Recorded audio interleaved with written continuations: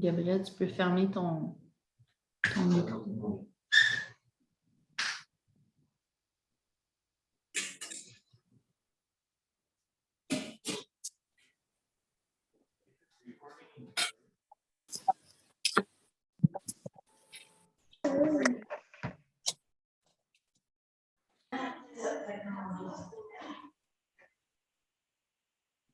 Oh, il est pas rendu.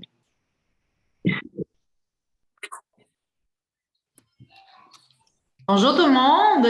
On voit qu'il y a beaucoup de monde qui rentre, c'est le fun, les participants. My God, on a beaucoup de monde aujourd'hui. On est bien content de vous avoir avec nous. Donc, avant de se présenter officiellement, juste, j'ai mis le lien ici, ceux qui ont envie de participer. Juste fermez vos micros. N'oubliez pas de fermer vos micros, s'il vous plaît. Si vous voulez participer en temps réel, on a beaucoup de questions qu'on va poser pour avoir un peu votre feedback. Donc, on serait vraiment content si vous vous branchiez sur votre téléphone ou autre sur wooclap.com-CMO22. Donc, dans le chat, on a mis l'information, puis vous allez voir dans le chat au fur et à mesure, vous allez voir des liens rapides là, pour pouvoir avoir accès. Dans le fond, vous aurez simplement rentré vos choix de réponse, cliquez sur « Valider », puis on va voir en temps réel apparaître les résultats des gens.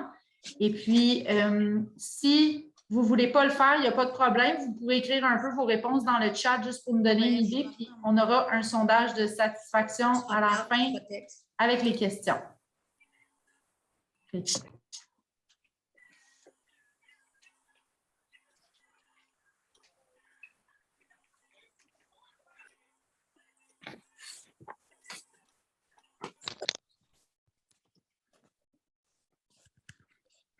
On ne t'entend pas, Mélanie.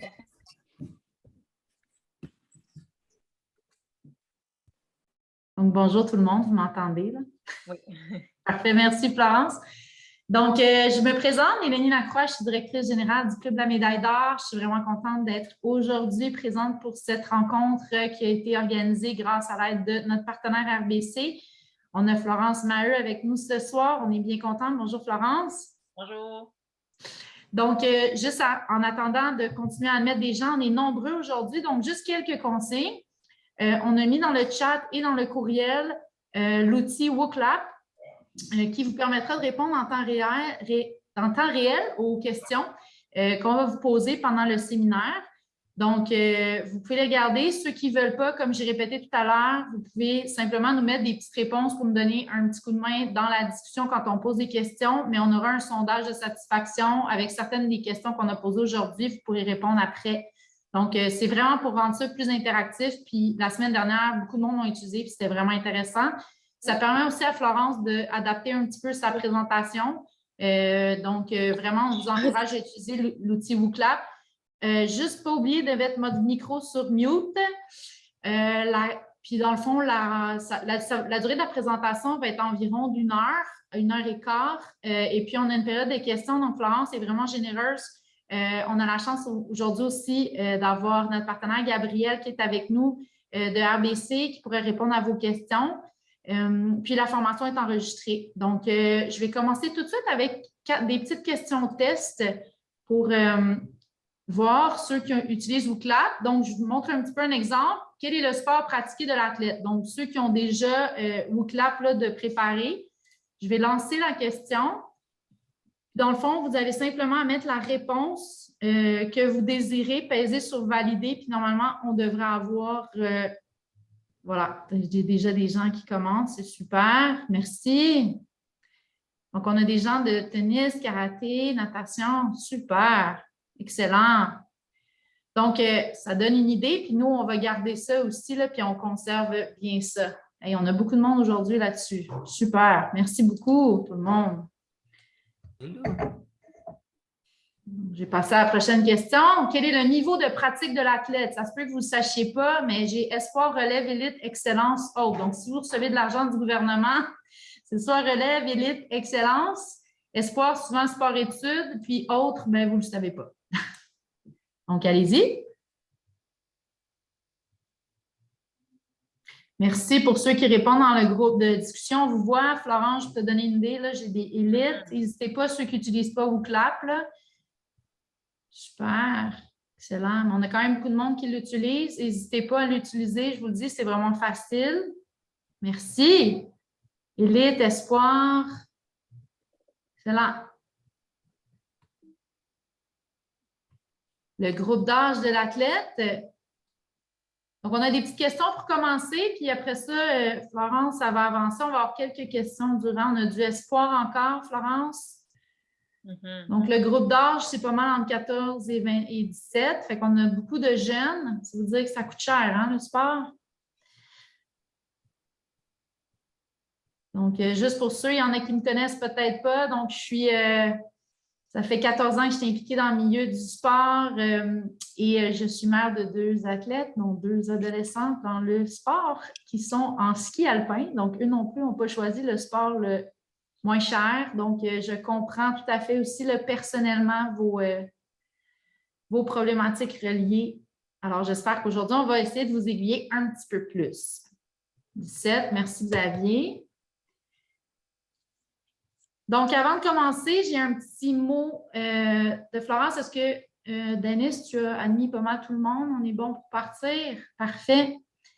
Donc, simplement vous dire, là, pour ceux qui ne connaissent pas le club, je vais en parler un petit peu plus tard à la fin. Donc, on a aujourd'hui, effectivement, c'est vraiment une formation qui a été faite vraiment pour vous, de A à Z. Florence s'est proposée à lancer...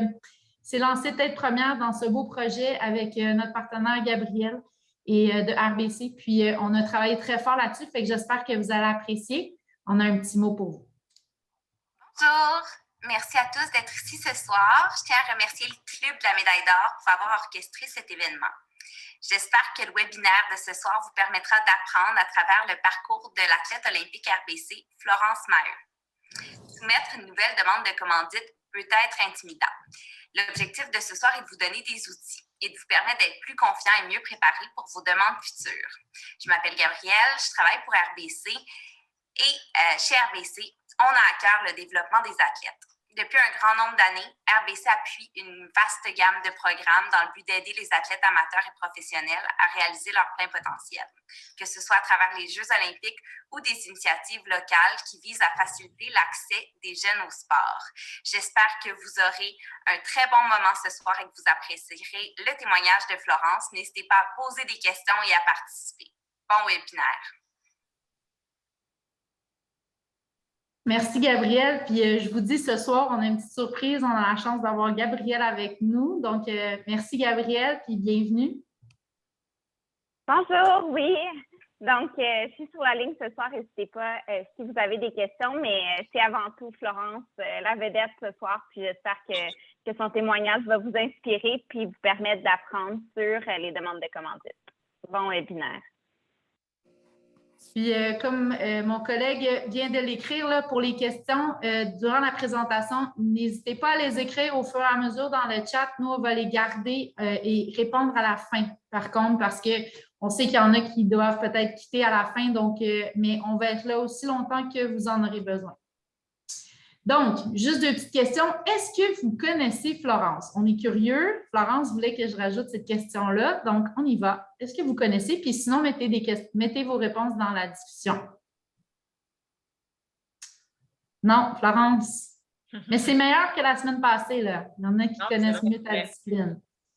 On a non dans les discussions, dans le chat. N'hésitez pas à écrire, là. Non.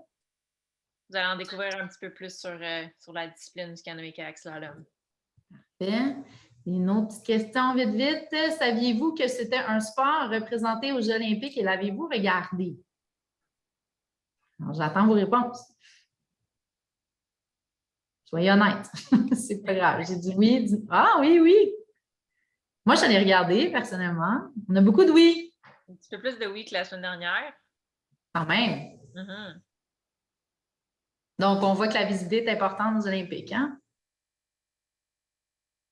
Super. On a bien écouté la semaine passée, la réunion de la semaine passée et avons beaucoup appris. On a des gens qui nous ont écrit. Merci beaucoup, Jean-Samuel. C'est très gentil. En fait, ce qui est important aujourd'hui de comprendre, Donc, avant de présenter Florence, c'est que c'est vraiment son parcours.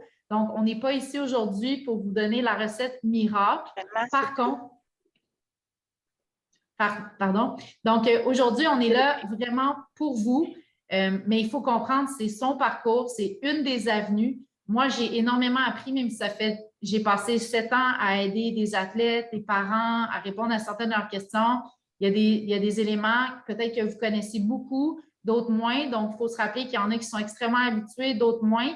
Donc, n'hésitez pas, puis je vais vous parler un peu de des prochaines étapes avec le Club de la médaille d'or, ce qu'on veut bâtir pour aider les parents parce qu'on voit vraiment que c'est un besoin. Donc, on va essayer d'être là pour vous là, de plus en plus. Fait que restez jusqu'à la fin si vous voulez voir un petit peu nos initiatives. Donc, sans plus tarder, la vedette de la soirée, Florence Maheu. On est vraiment, vraiment content de l'avoir avec nous. Mais j'en dirai pas plus parce qu'elle va être capable de se présenter elle-même. Donc, je te redonne, dans le fond, le contrôle, Florence. Merci, Mélanie.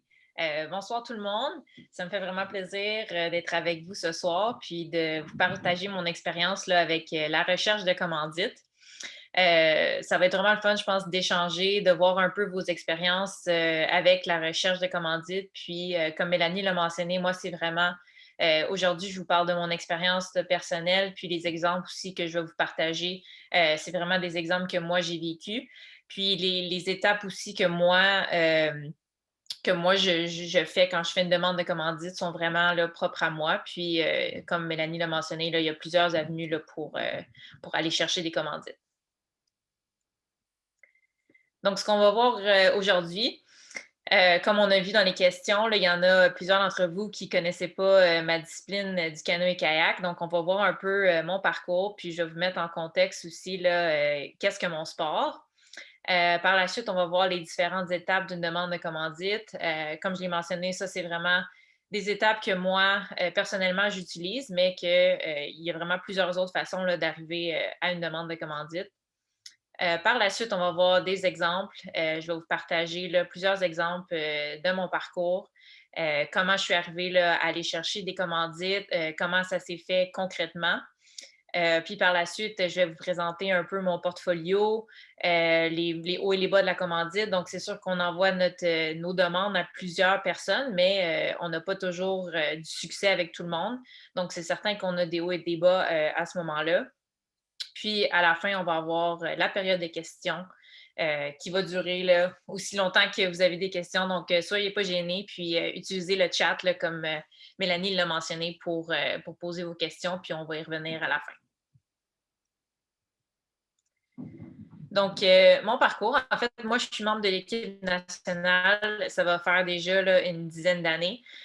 Donc, j'ai fait mon entrée sur l'équipe quand j'avais 18 ans. Puis, je suis une athlète de canoë-kayak slalom. Pour ceux qui ne connaissent pas la discipline, on va voir un peu plus loin c'est quoi. J'ai 29 ans. Je suis une athlète olympique RBC depuis 2021. Donc, c'est pour ça un peu ce soir qu'on peut partager ensemble là, ce webinaire-là. Outre le sport, je suis diplômée en kinésiologie. Puis, cet été, j'ai participé à mes premiers Jeux olympiques à Tokyo. Donc, comme j'ai mentionné, en 2012, à l'âge de mes 17-18 ans, j'ai fait mes débuts sur la scène internationale. Donc, j'ai intégré l'équipe nationale senior à ce moment-là. J'ai compétitionné sur les Coupes du monde, les championnats du monde. Puis, par la suite, j'ai eu 4 années où je n'ai pas été en mesure de réintégrer l'équipe nationale senior. Donc, à ce moment-là, à chaque année, j'ai vécu différents obstacles, différents challenges pour finalement là, faire mon retour 4 ans plus tard sur l'équipe senior. Puis vraiment, à ce moment-là, c'est vraiment là que ma carrière athlétique a vraiment progressé, puis qui m'a mené en 2018 là, à avoir ma meilleure performance en Coupe du monde. Donc, j'ai terminé 13e à une Coupe du monde. Donc, ça a été vraiment une de mes meilleures performances, puis une des meilleures performances dans ma catégorie en kayak femme pour le canoë-kayak d'eau vive.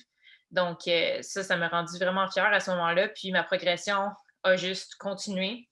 Ce qui a mené en 2019 là, à la qualification du quota olympique que j'ai moi-même qualifié là, pour le kayak femme pour se qualifier pour les Jeux de Tokyo en 2020. Puis par la suite, ça m'a mené aux Jeux en 2021 où j'ai atteint là, une demi-finale. J'ai fait une 23e place en demi-finale. Puis ça aussi, ça avait fait plusieurs cycles olympiques que ma catégorie, donc le kayak femme, s'était pas rendu jusque-là. Donc, je continue ma progression. Puis ça mène vraiment à vous parler un petit peu plus de ma discipline parce que là, je vous donne beaucoup de mots, mais vous ne savez pas qu'est-ce que la discipline de canoë-kayak slalom. Donc, on va juste regarder un petit vidéo. Puis, je vais vraiment vous expliquer au fur et à mesure là, comment le canoë-kayak slalom, ça fonctionne. Donc, ce qui est important en canoë-kayak slalom, c'est que le but, c'est vraiment d'aller le plus rapidement possible. Donc, ce qu'on veut faire, c'est que c'est une course contre la montre. Donc, on doit négocier un parcours en eau vive. Puis, quand je parle d'eau vive, c'est vraiment là, du courant. On a des vagues, on a des remous, on a une pente.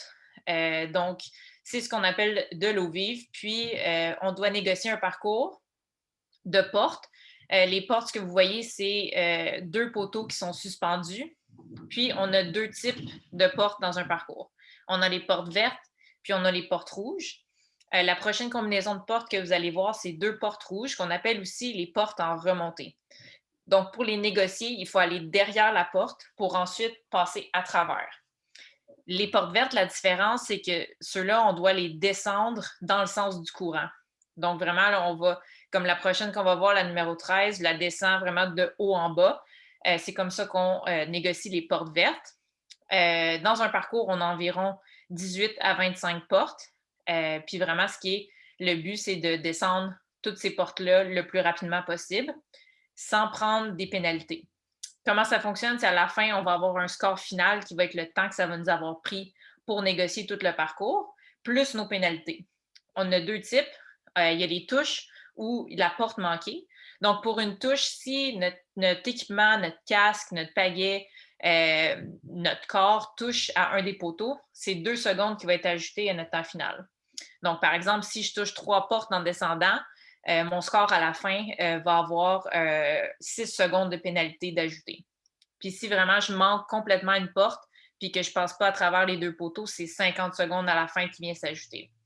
Donc, juste pour vous mettre un peu en contexte, là, entre la première et la 10e position, on peut avoir seulement 1 seconde d'écart. Donc, il faut essayer le plus possible d'éviter les pénalités. Je vous ai résumé ça très rapidement. La clé vraiment du canoë-kayak slalom, c'est de pouvoir aller le plus vite possible, mais en demeurant le plus précis possible, donc en essayant d'éviter les pénalités. J'espère que vous en avez appris un petit peu plus ce soir sur la discipline du canoë-kayak slalom, puis peut-être que ça vous a donné le goût d'aller essayer ça. En ce qui concerne là, mes objectifs pour le futur, c'est certain que moi, je veux prendre du plaisir à m'entraîner tous les jours puis à compétitionner. Ça a été mon objectif dans le passé, puis ça va continuer à l'être dans le futur. C'est pour ça aussi qu'à 29 ans, je continue à faire mon sport puis à m'entraîner parce que je prends du plaisir à le faire. Puis, comme j'ai mentionné, ma 23e place aux Jeux de Tokyo, pour moi, c'est sûr que j'ai accompli un de mes objectifs, mais j'aimerais ça pouvoir faire une meilleure performance. Donc, j'ai dans ma mire là, les Jeux olympiques de Paris en 2024. Avant de commencer vraiment là, dans le vif du sujet de la recherche de commandite, on a quelques questions à vous poser. Donc, on va utiliser WeClap encore. À quel moment dans ma carrière pensez-vous que j'ai commencé ma recherche de commandite? Ça va être intéressant de voir vos réponses. Avec un peu, là, maintenant, vous connaissez un peu plus mon parcours. Puis ceux qui sont arrivés après, vous avez juste à vous brancher sur WooClap si vous voulez rajouter des réponses en direct. C'est très facile. Vous cliquez sur wooclap.com/CMO22 puis vous répondez en temps réel. C'est le fun d'avoir vos réponses. C'est assez varié. 15, 16, 18 ans, je vois beaucoup. Inquiétez-vous pas, je vais vous donner la réponse. Ça ne sera pas long. OK, quand même, 25, les premières années. On a beaucoup de réponses variées. On va passer à la prochaine question. Celle-là, c'est pour vous. Qui s'occupe de la recherche de financement dans la famille ou l'entourage de l'athlète? Est-ce que si on a des athlètes ce soir, est-ce que c'est vous en tant qu'athlète qui s'occupe de votre recherche de financement? Est-ce que c'est vos parents? Est-ce que c'est autre, l'entourage? Ceux qui n'ont pas WooClap, j'en ai beaucoup qui ont WooClap ce soir, mais ceux qui ne l'ont pas, écrivez dans le chat si vous voulez bien les deux. Il y en a un aussi qui a écrit quand tu as rejoint l'équipe nationale, France, que tu aurais recommencé.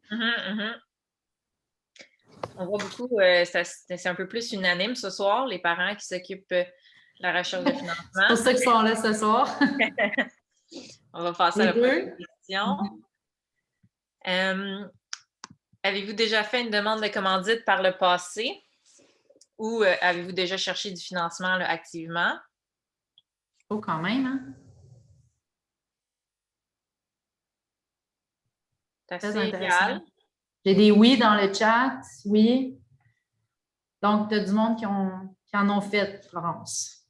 Parfait. Non, mais j'y pense. Parfait. Fait que ceux qui en ont fait beaucoup, s'il y a des choses qui sont plus faciles, peut-être des choses plus évidentes, n'hésitez pas à garder vos questions. On ira plus en détail à la fin, on pourra revenir. La question qui tue.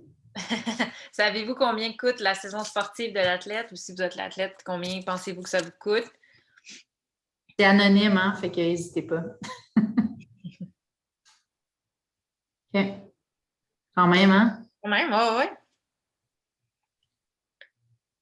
C'est juste pour vous donner une idée ici, là, moi, je vais vous donner la réponse, quand j'ai commencé à faire ma recherche de commandite, j'avais environ 17-18 ans. Donc, effectivement, quand j'ai intégré l'équipe nationale pour la première fois, aussi pour vous donner une idée de combien coûtait, moi, ma saison sportive avant d'intégrer l'équipe nationale. Donc, je faisais seulement des compétitions au Canada, un petit peu aux États-Unis. Donc, ma saison, à ce moment-là, tournait autour de 5 000, 6 000 $. Puis par la suite, quand j'ai intégré l'équipe nationale, puis j'ai dû me déplacer très souvent l'hiver pour aller m'entraîner à l'extérieur, faire des camps d'entraînement. Donc, vraiment, c'est à ce moment-là que mes dépenses ont beaucoup augmenté, puis que ma saison sportive là, a presque quadruplé là, pour aller rejoindre environ les 20-25 000 $. J'ai quelqu'un qui répond plus de 12 000 $ par fille et j'en ai 4. Ça s'additionne, hein? Oui, c'est sûr. On y va pour la prochaine? Oui. Selon vous, quel type de financement iriez-vous chercher facilement? Ici, on vous donne des exemples, commandite, dont Love Money, le travail peut-être pour certains.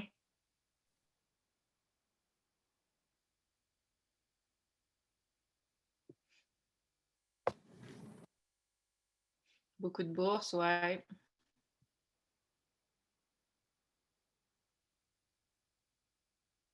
On va en parler un peu ce soir, puis c'est certain que pour les bourses, il y a beaucoup d'opportunités là, de poser des questions au Club de la Médaille d'Or pour vous aider à ce niveau-là. Équipement. OK. Parfait. On a beaucoup de réponses. Merci de participer. Fait qu'avant de commencer un petit peu plus là, avec les étapes de la recherche de commandite, je voulais juste qu'on commence tous sur le même pied d'égalité pour vous présenter un peu les différentes façons là, d'aller chercher des fonds monétaires. Donc, on a la campagne d'autofinancement, on peut penser au GoFundMe, au Make a Champ. Puis ça, c'est des choses que vraiment le Club de la Médaille d'Or peut vous aider, puis peut répondre à vos questions là, concernant ces plateformes-là. Puis on a aussi, on peut penser à des levées de fonds comme des soupers spaghetti là, qui vont rentrer là-dedans. Sinon, on a l'investissement relationnel, donc on a appelé le Love Money plus tôt. Donc ça, c'est vraiment là, quand on va utiliser notre réseau de contacts, puis il n'y aura pas cet échange-là, ça va être vraiment plus comme un cadeau. Puis c'est vraiment ici qu'on veut venir faire la différence avec la commandite, qui est vraiment pas un investissement relationnel, puis qui n'est pas non plus une campagne d'autofinancement, parce qu'on veut créer cet échange-là avec un partenaire, donc bâtir une relation. Donc oui, le commanditaire va nous fournir soit un service, peut-être des fonds monétaires, mais nous, en retour, on va aussi offrir quelque chose au commanditaire. Donc, c'était vraiment à ce moment-là là, de vraiment faire la distinction entre la commandite, l'investissement relationnel, puis la campagne d'autofinancement. Donc, on va passer à travers les différentes étapes d'une demande de commandite. Donc, puis encore une fois, je le rappelle, c'est vraiment les étapes que moi, j'utilise personnellement. Il y a plusieurs là, chemins qui mènent à une demande de commandite, mais moi, c'est vraiment ce que j'utilise. Donc, au départ, établir nos besoins, établir un budget par la suite. Après, on va identifier un peu ce qui nous démarque. Donc, davantage de qu'est-ce que nous, on peut offrir en retour aux commanditaires. Puis par la suite, on va identifier les matchs naturels. Qu'est-ce que je veux dire par là? C'est vraiment quand on va avoir identifié nos besoins, on va avoir vu notre déficit avec notre budget, puis on va savoir qu'est-ce qu'on peut offrir. Parfois, il y a vraiment là, des matchs qui se font plus naturellement. Donc, si je donne un exemple, on identifie un besoin en service de physiothérapie. Puis, on a une clinique qui est dans notre région. C'est ça, moi, c'est ce que j'appelle plus un match naturel. Puis, c'est une clinique qu'on visite déjà. Donc, ça, c'est ce que je qualifierais de match qui se fait plus naturellement.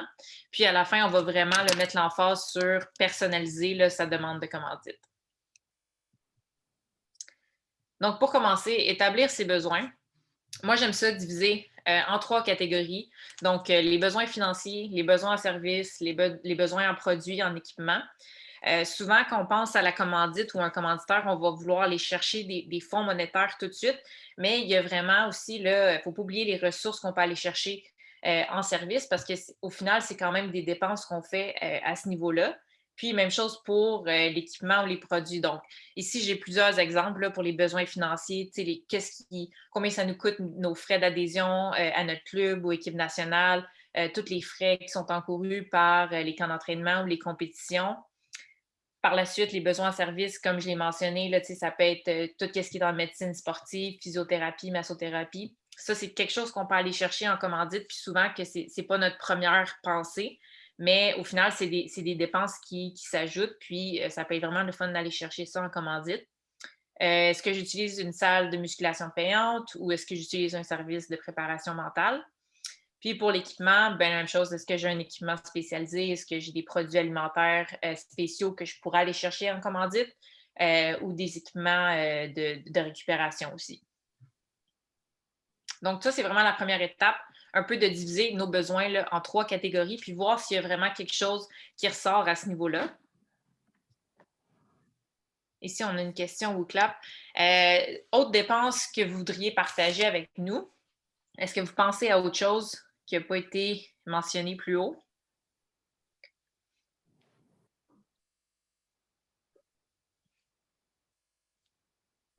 Coach privé. Transport, voyage, ouais. Essence, ouais. OK. Nutrition, ouais. Frais d'hôtel.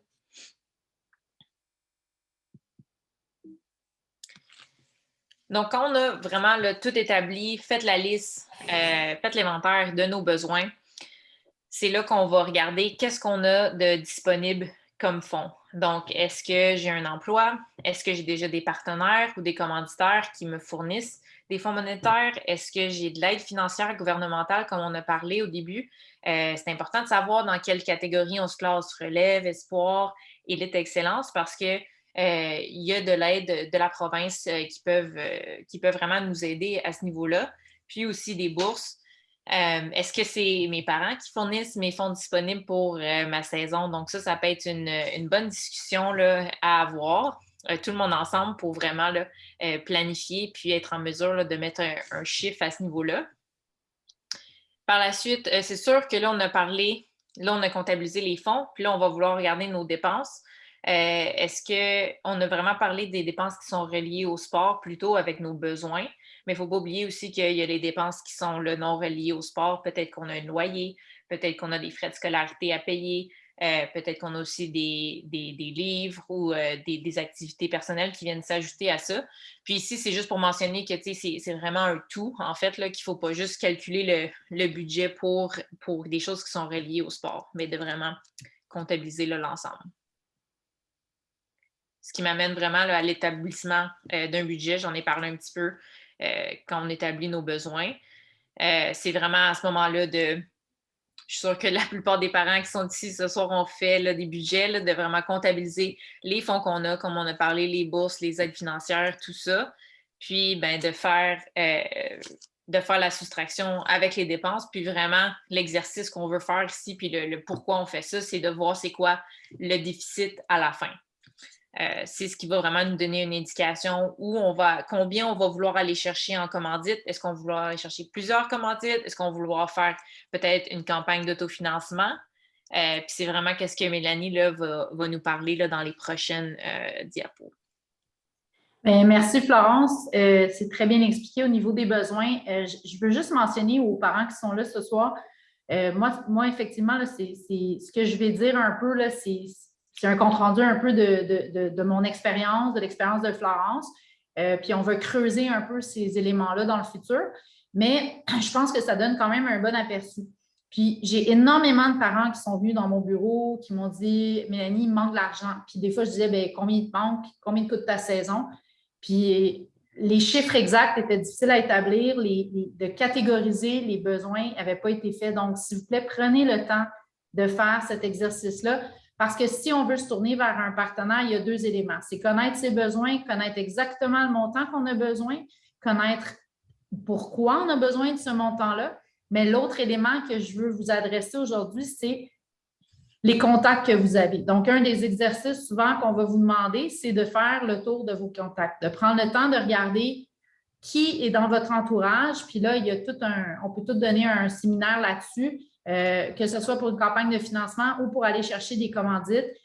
La stratégie va complètement être différente. Donc, aujourd'hui, je voulais vous illustrer rapidement, selon que vous avez un réseau de contacts ou vous n'en avez pas, ça peut être un réseau de contacts qui est capable de vous donner des 50 $, des 100 $. Vous avez quelques personnes dans votre entourage qui ont soit une entreprise ou c'est des gens qui ont un bon montant d'argent. Donc, c'est extrêmement important de faire cette liste-là parce que ça va vraiment déterminer votre stratégie. Puis, il y a des contacts qui sont très proches de vous, puis des contacts de contacts. Moi, à titre personnel, simplement en ayant des besoins clairs, en ayant établi des outils avec lesquels que Florence va vous parler, j'ai été en mesure d'aller me chercher un commanditaire par du bouche à oreille. Donc, vraiment, si on a exactement les outils, on sait ce qu'on veut, on a les contacts, bien, après ça, c'est vraiment d'avoir un discours, un petit pitch, puis d'être capable d'y arriver. Donc, par exemple, le déficit entre 1 000 et 3 000, puis encore là, ça dépend de chaque parent. Si vous avez un bon réseau de contacts, on peut faire facilement des campagnes de financement du Love Money. Si vous n'avez pas de réseau de contacts, il faut prendre vraiment le temps de faire un portfolio, faire vos demandes auprès des municipalités, des députés, faire des recherches, des demandes de bourse. Mais avec un peu de Love Money, c'est facile, puis d'en parler. Vous allez, normalement, là, ces montants-là, avec un peu de travail, vous allez y arriver. Et par la suite, si vous avez un déficit entre 3 et 7 000 $, puis encore là, je vous parle de l'expérience de la majorité des athlètes que j'ai rencontrés et des parents, c'est sûr que là, il faut vous équiper. Il faut développer vos outils. Au club, c'est ce qu'on va faire. On va essayer de vous aider dans les prochaines années à vraiment vous équiper. Développer les outils que Florence a développés par elle-même. Donc, monter un portfolio, améliorer vos outils de médias sociaux. Et encore là, les deux stratégies vont être différentes. Si vous avez un bon réseau de contacts, vous avez un réseau de contacts limité, vous n'utiliserez pas les mêmes stratégies. La bonne nouvelle, c'est qu'une fois que vous avez ces outils-là, que vous avez fait votre réseau, vous n'avez pas besoin de recommencer à chaque année à recommencer ces outils-là. Vous avez juste à les mettre à jour. Donc, là, je ne passerai pas en détail aujourd'hui. Ça, s'il y en a qui ont des questions à la fin, on pourra revenir à ces pages-là. Mais vous voyez que les stratégies sont différentes. Lorsqu'on a vraiment un besoin qui dépasse 7 000 – 8 000 $, bien, c'est encore plus important de prendre du temps, d'améliorer et de professionnaliser vos outils, puis de vraiment prendre le temps de bâtir votre relation. Puis moi, je pense que la stratégie que Florence va vous présenter aujourd'hui, c'est très, très approprié, mais c'est vraiment de prendre le temps de faire des matchs naturels puis de combiner les stratégies. Donc, vous allez être facilement avec une campagne de financement capable d'aller chercher entre 2 et 5 000 si moindrement vous avez un réseau. Puis à chaque année, c'est encore plus facile. Et à chaque année, ça devient facile. Des demandes auprès des municipalités, demandes de bourse. Puis là, c'est vraiment de chercher des entreprises avec un match, mais qui vont être capables de vous donner un bon montant rapidement. Fait que ça, c'était vraiment pour illustrer de notre expérience commune un peu. Là, on a mis ça ensemble, puis c'est ce qu'on était capable de faire. Voilà. Merci, Mélanie. Moi, je pense que ça nous donne là, des bonnes pistes pour continuer. Donc, ce qu'on a vu jusqu'à date pour les étapes pour la demande de commandite, c'est de, en premier lieu, établir nos besoins. Vraiment essayer de voir est-ce que c'est des besoins monétaires, le plus grand besoin que j'ai, ou c'est des besoins de service. C'est de vraiment un peu orienter par la suite où on va se diriger pour notre recherche de commandite. Après, établir un budget, connaître notre déficit pour ensuite, là, comme Mélanie nous a présenté, savoir dans quelle catégorie on se situe. Puis là, ce qu'on va voir, c'est identifier ce qui nous démarque, qu'est-ce qu'on peut offrir aux commanditaires potentiels.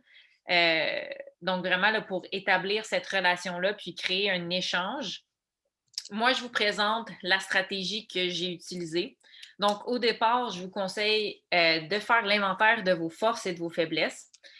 Si je vous donne un exemple personnel, moi, mes forces, c'est j'avais identifié de vouloir là, de m'engager avec les jeunes, puis de partager ma passion. Ça, c'est les deux forces que j'avais identifiées.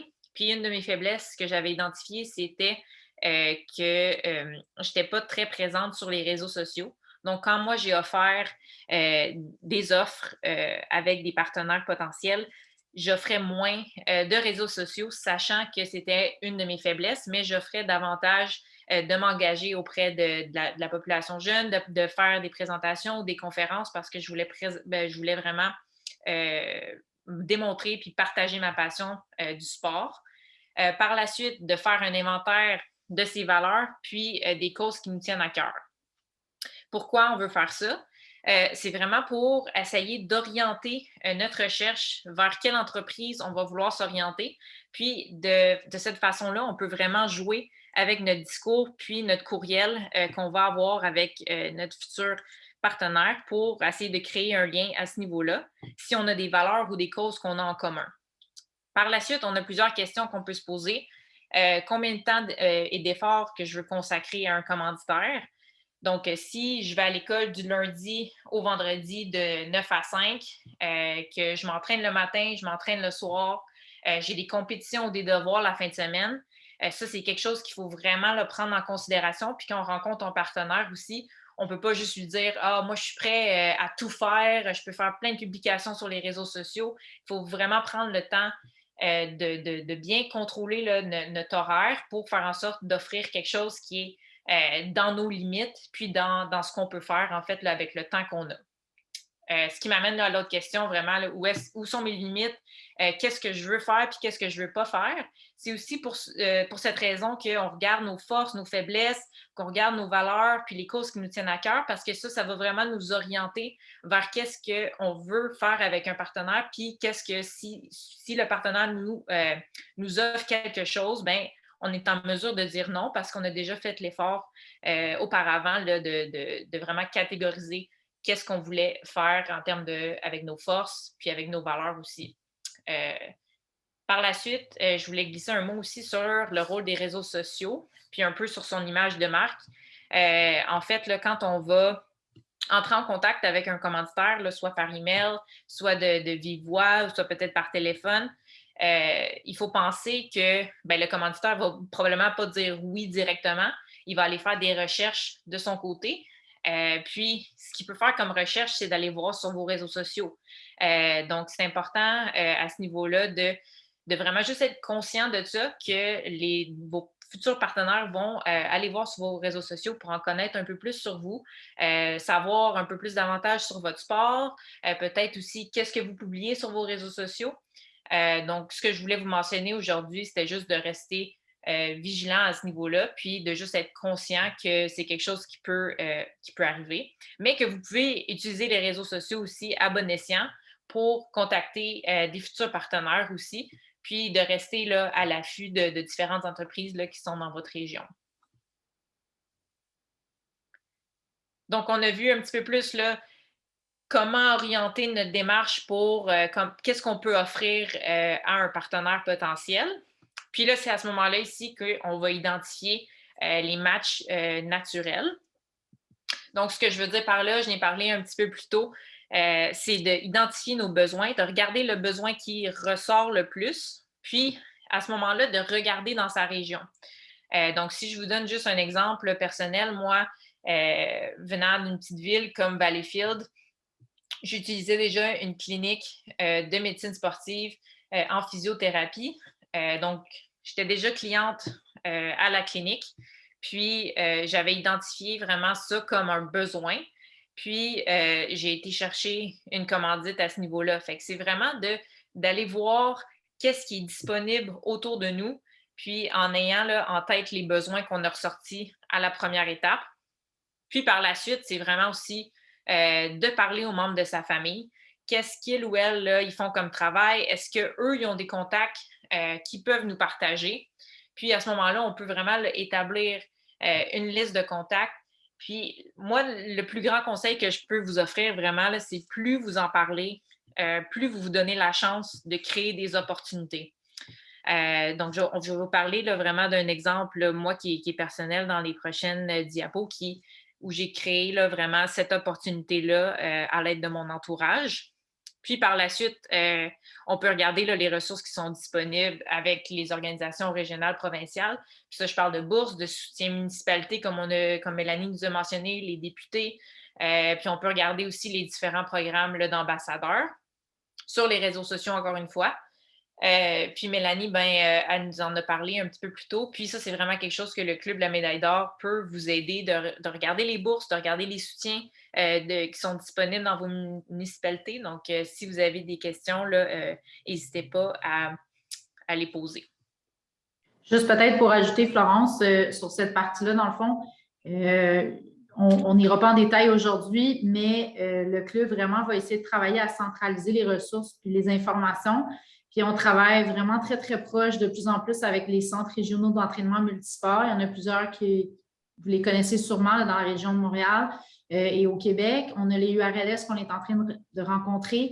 Mais je vous le dis, là, les députés dans les municipalités, des fois, c'est 1 000 500 vraiment facile à aller chercher. Il y a des fondations locales avec l'URLS. C'est quand même assez facile d'aller chercher un 500 000 vraiment, vraiment rapidement.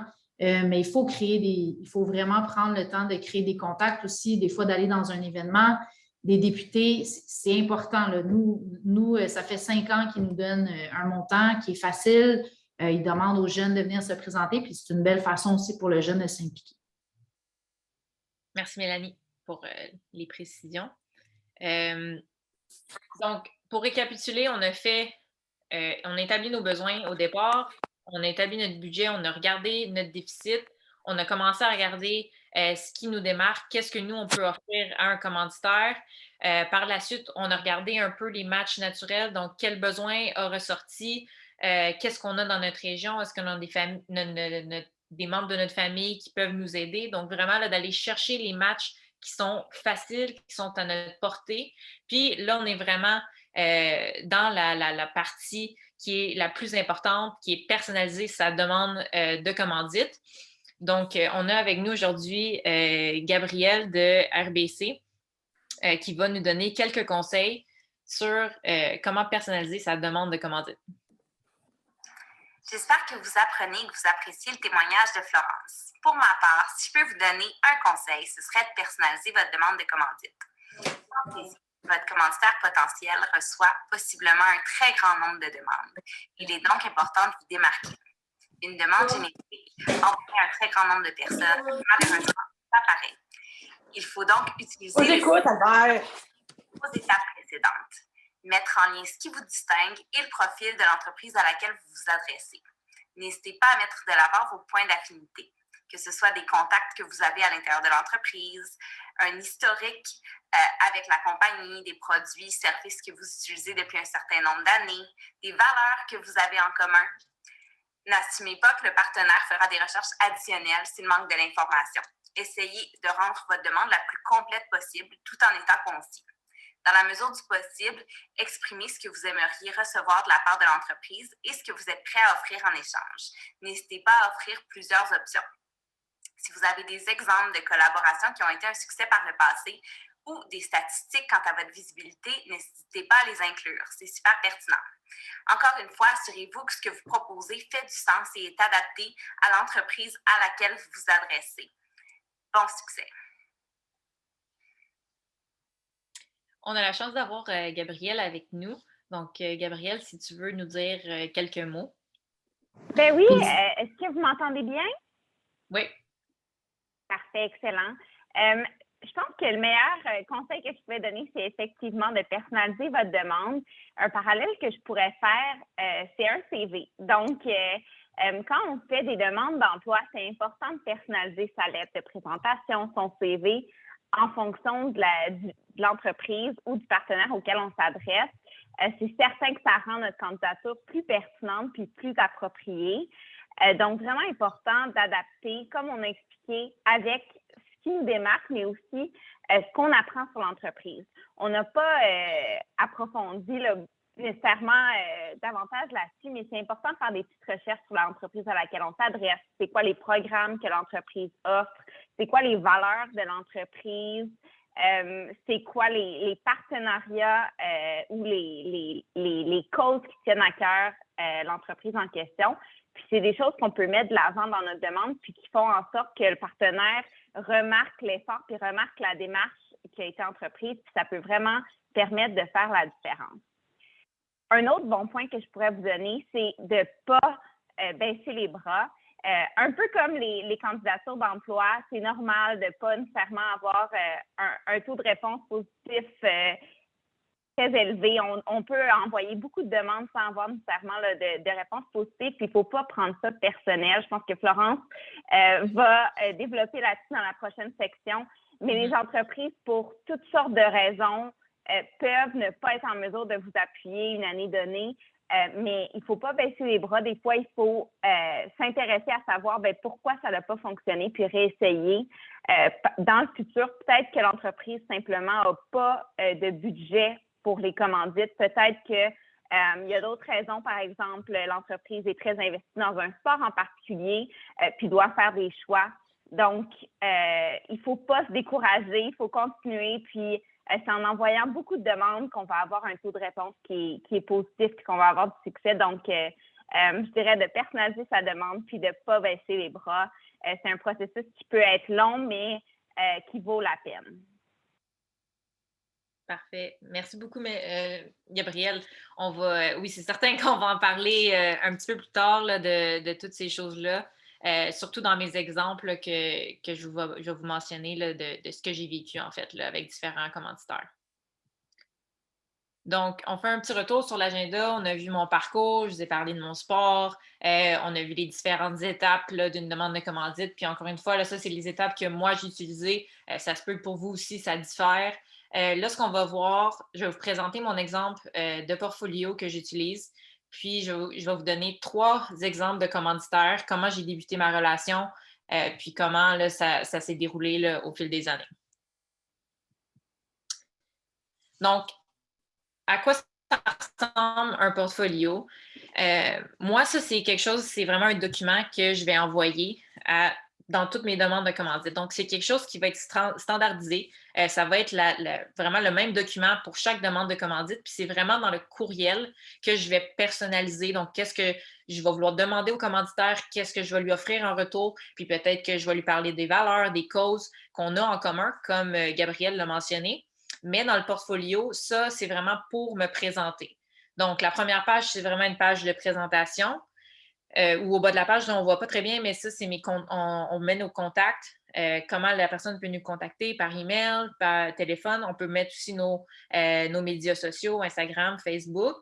La deuxième page, ça va être vraiment une page, une biographie.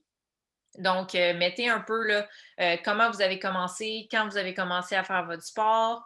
Peut-être mettez 1 ou 2 résultats majeurs dans votre biographie, puis parlez un petit peu de qu'est-ce que vous faites à l'extérieur du sport, peut-être les études, peut-être un emploi, vos intérêts aussi, pour vraiment essayer là, de donner le plus d'informations possible à votre futur partenaire.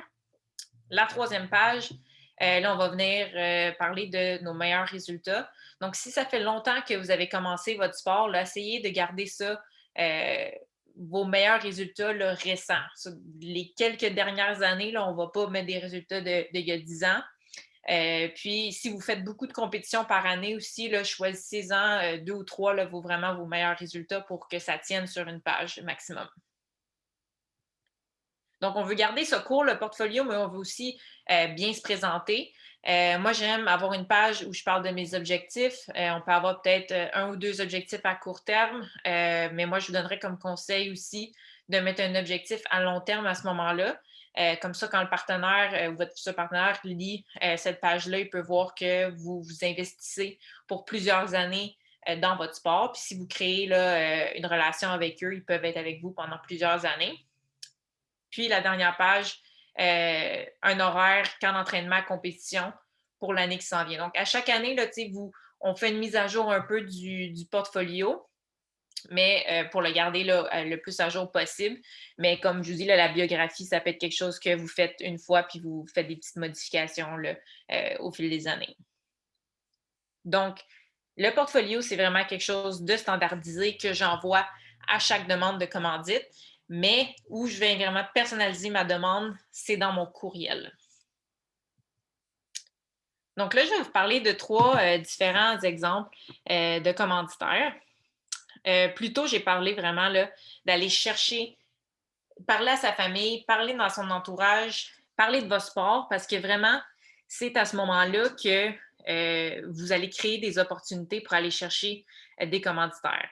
Donc, quand j'ai eu des besoins qui sont devenus de plus en plus grands, quand j'ai intégré là, l'équipe nationale à mes 18 ans, j'ai parlé à mon entourage, j'ai parlé à ma famille de mes besoins qui étaient là, de plus en plus grandissants. Puis, mon oncle qui travaille pour une compagnie qui s'appelle Luman, en fait, me dit, je pense que ma compagnie commandite un athlète en ce moment. Je pense peut-être qu'il y aurait de la place pour toi. Je vais en parler un petit peu, puis je vais te revenir là-dessus. Finalement, il me revient puis il me dit « Ah, en ce moment, la compagnie commandite déjà quelqu'un, mais cette personne-là va prendre sa retraite l'année prochaine. Donc, je vais vraiment là, pousser pour qu'on ait une rencontre ensemble là, quand ça sera le temps. » Puis, juste d'en avoir parlé en avance avec mon oncle, puis de lui, il connaissait déjà mes besoins, puis de lui d'avoir créé ce contact-là dans son entreprise. Bien, quand c'est venu le temps, 1 an plus tard, l'entreprise m'a contacté, puis j'ai pu avoir une rencontre avec eux. Fait que ça se peut que le moment ne soit pas directement aujourd'hui, mais plus on en parle, puis plus on continue d'en parler à notre entourage, à notre famille, à nos amis, bien, ils nous gardent en tête, puis quand l'occasion se présente, bien, ils en connaissent plus sur tes besoins, ils en connaissent sur toi, puis ils peuvent vraiment créer une opportunité de commandite pour toi. Donc, quand j'ai eu mon entrevue avec Luman pour un futur commandite, c'est vraiment à ce moment-là, comme Gabrielle l'a mentionné, que j'ai fait une recherche approfondie sur l'entreprise. Donc, je me suis renseignée sur leur mission, je me suis renseignée sur leurs valeurs, sur les causes qui les tiennent à cœur, puis je me suis aussi renseignée sur qu'est-ce que je pourrais leur offrir. Donc, j'ai regardé sur leurs réseaux sociaux. Puis, je me suis rendu compte que sur Instagram, il n'était pas présent du tout. Puis, sur Facebook, il n'était pas présent beaucoup non plus. Donc, qu'est-ce que j'ai fait avec cette information-là? C'est que je me suis dit, en fait, que étant donné qu'il n'était pas beaucoup présent sur les réseaux sociaux, puis qu'une de mes faiblesses, c'était les réseaux sociaux, donc c'est quelque chose que je ne leur ai pas présenté dans mon offre de commandite pour eux. Puis, à la place, ben, je leur ai présenté la possibilité d'avoir de la visibilité pour leur marque sur mon kayak, donc mon équipement. Comme on peut voir, là, j'ai un autocollant de leur entreprise sur mon kayak. Puis, ce que j'ai fait aussi, c'est que je leur ai proposé de la visibilité sur des vêtements que je pouvais porter quand j'étais en transit. Donc, soit en avion, en train, quand on se déplaçait en camp d'entraînement. Donc, je leur offrais la visibilité sur des vêtements qui étaient brodés avec leur compagnie. Donc, ça, c'est vraiment un exemple d'une approche personnalisée. Avant de rencontrer le commandite, je vais voir sur leur site Internet, j'en apprends un peu plus sur eux. Puis, je vais voir sur leurs réseaux sociaux, est-ce qu'ils sont présents, est-ce qu'ils ne sont pas présents, est-ce que c'est quelque chose de nouveau que je peux leur apporter ou non, est-ce que ça fait partie d'une de mes forces? Ça, c'est vraiment plein de questions qu'on doit se poser là, pour avoir une approche des plus personnalisées.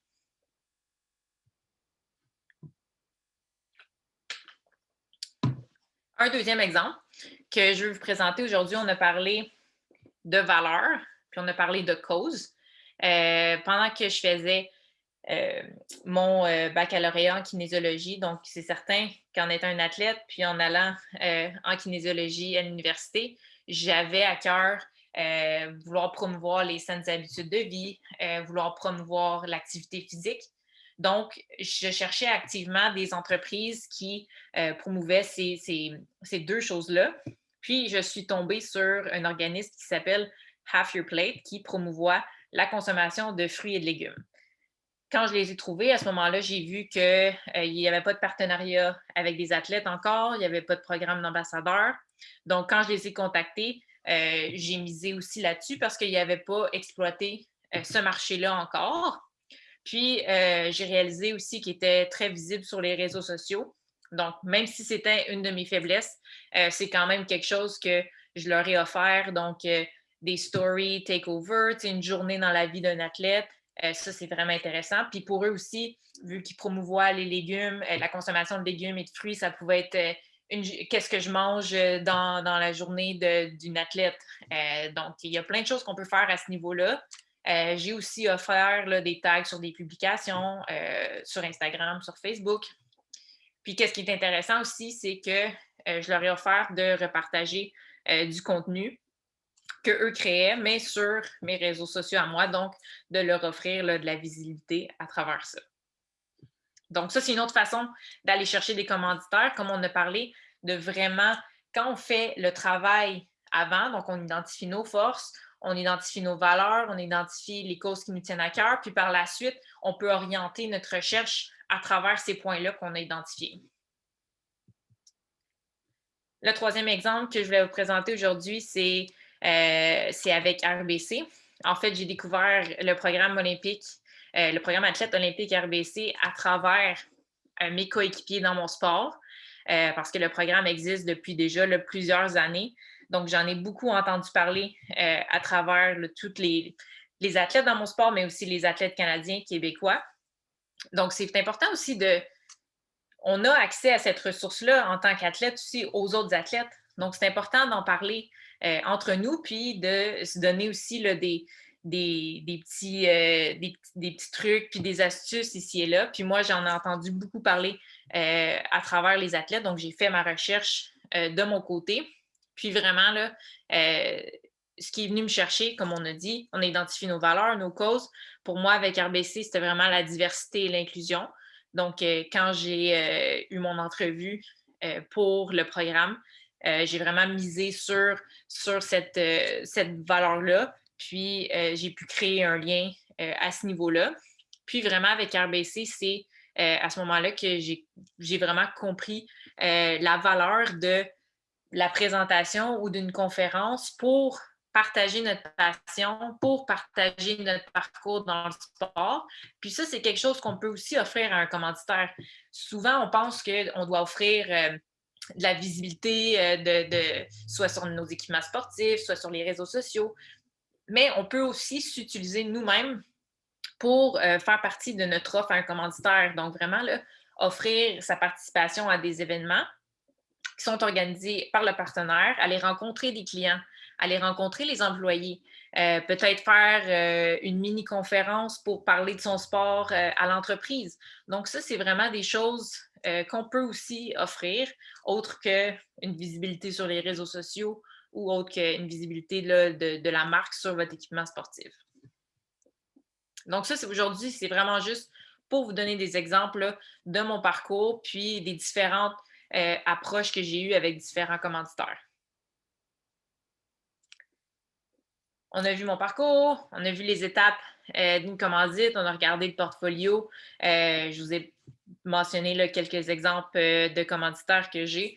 Puis c'est certain que, comme Gabriel l'a mentionné aussi, il y a des hauts et des bas à la recherche. On envoie notre demande de commandite à plusieurs entreprises. c'est certain qu'on n'aura pas toujours des réponses positives, mais il ne faut vraiment pas prendre ça personnel, puis on va le voir là, à la prochaine diapo. Mais tout d'abord, c'est certain que quand on va rencontrer le commanditaire pour la première fois, ça peut être une source de stress. Puis vraiment, ce qu'on a vu aujourd'hui, ben oui, ça va nous aider à avoir des commanditaires, mais ça va nous aider aussi à gérer le stress de la première rencontre, de bien se préparer, donc de vraiment là, utiliser toutes les étapes pour être fin prêt lorsqu'on va parler là, face à face avec un commanditaire. Donc, connaître ses besoins, d'avoir marqué sur une feuille, peut-être de les avoir avec nous si on a besoin d'avoir des notes avec nous, de connaître ses objectifs sportifs, académiques, peut-être même là, plus que ça, qu'est-ce qu'on a comme objectif à l'extérieur du sport, connaître son offre de partenariat, donc vraiment savoir qu'est-ce qui nous démarque, puis de vraiment mettre du temps sur l'offre personnalisée pour une entreprise donnée. Connaître l'entreprise, comme Gabrielle l'a mentionné, de vraiment faire une recherche, d'aller lire sur leur site d'Internet, d'être prêt à faire des liens avec notre vie à nous, puis notre vie d'athlète. Pratiquer sa présentation, puis aussi demander du feedback à son entourage. Ça peut être intéressant là, de demander à notre entourage de nous poser des questions, puis de voir là, comment on répond à ces questions-là. Je vous ai parlé un petit peu du refus. Gabrielle vous en a parlé aussi. Fait qu'il ne faut pas prendre ça personnel. Puis vraiment, là, moi, si je vous donne une expérience de ma vie personnelle, j'ai eu une entreprise que j'ai contactée il y a environ là, 5 ou 6 ans pour une demande de commandite. Puis à ce moment-là, c'était une entreprise dans ma région. Puis ils voulaient vraiment m'aider, mais à ce moment-là, ils n'étaient pas en mesure de le faire parce qu'il n'y avait pas un budget assez gros. Mais ils m'ont dit de rester en contact avec eux, puis peut-être que ça allait changer dans les prochaines années. Donc, vraiment, à chaque année, je suis restée en contact avec eux. Je leur envoyais des courriels. Je restais en contact sur les réseaux sociaux. Je suivais un peu le développement de la compagnie.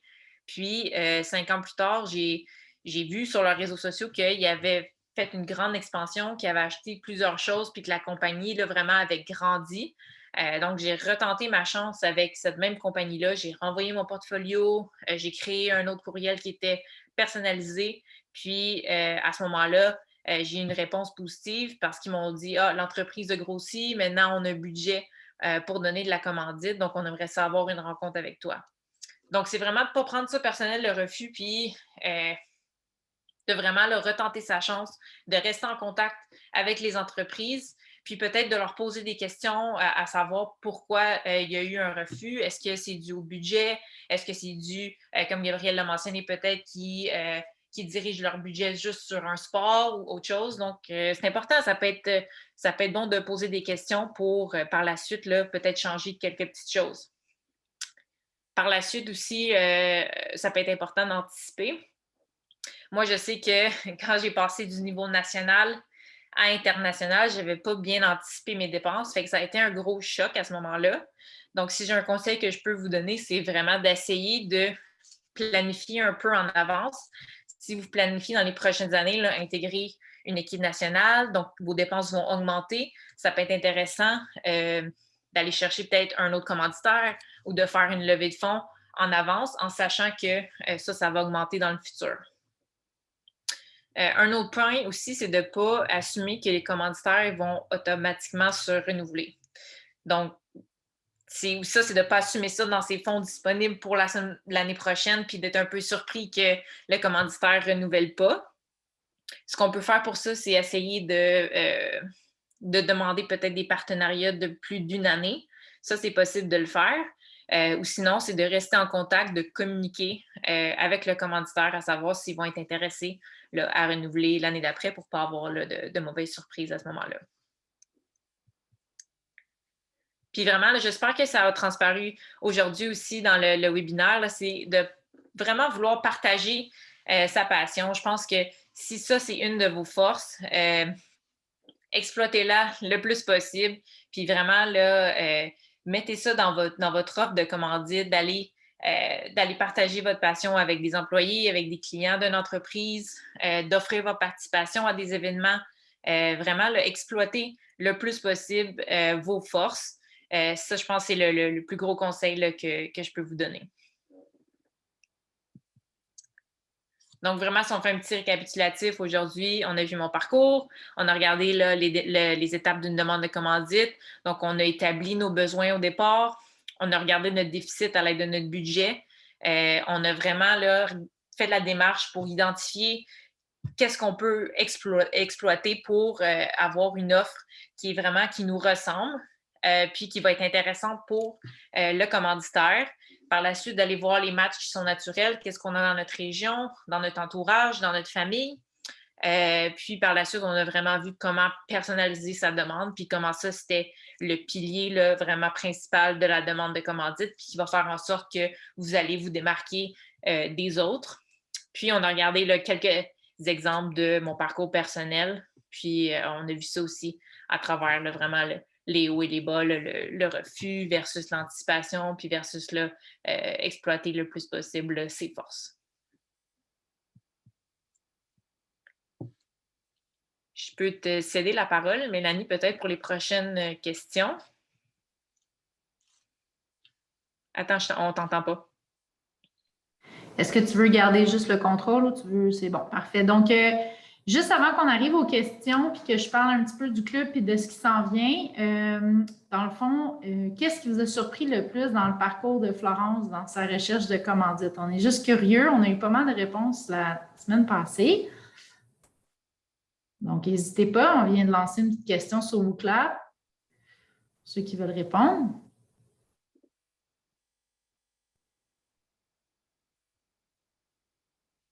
Détermination, c'est sorti pas mal, ça, la semaine passée. Mm-hmm.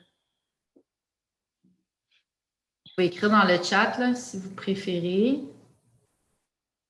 Oui, la variété des approches, ça, c'est assez crucial. Puis Gabrielle en a parlé aussi. Détermination. Le réseau, c'est bien, merci. Mm-hmm. La patience aussi, j'ai vu apparaître. Oui, c'est certain que ça ne se fait pas du jour au lendemain non plus, bâtir une demande de commandite, puis même après avoir envoyé des demandes, les réponses, ça ne vient pas 24 heures non plus, fait qu'il faut être patient. La bonne nouvelle, c'est que ça n'en prend pas beaucoup pour y arriver, puis une fois qu'on en a un, si on le cultive ou on en a 2, 3, on peut le garder pour plusieurs années. Oui, c'est vraiment de chérir là, cette relation-là qu'on commence à bâtir avec une entreprise. Merci, on a beaucoup de réponses. C'est quoi les éléments clés que vous ne connaissiez pas du tout? Est-ce qu'il y a des choses que vraiment vous ne connaissiez pas et qui vous ont soit surpris ou que vous vous rappellerez? Ben, c'est bon. C'est bon. Le député local, effectivement. Mm-hmm. Portfolio. Oui, la semaine dernière, Portfolio est sorti très, très fort. Mm-hmm.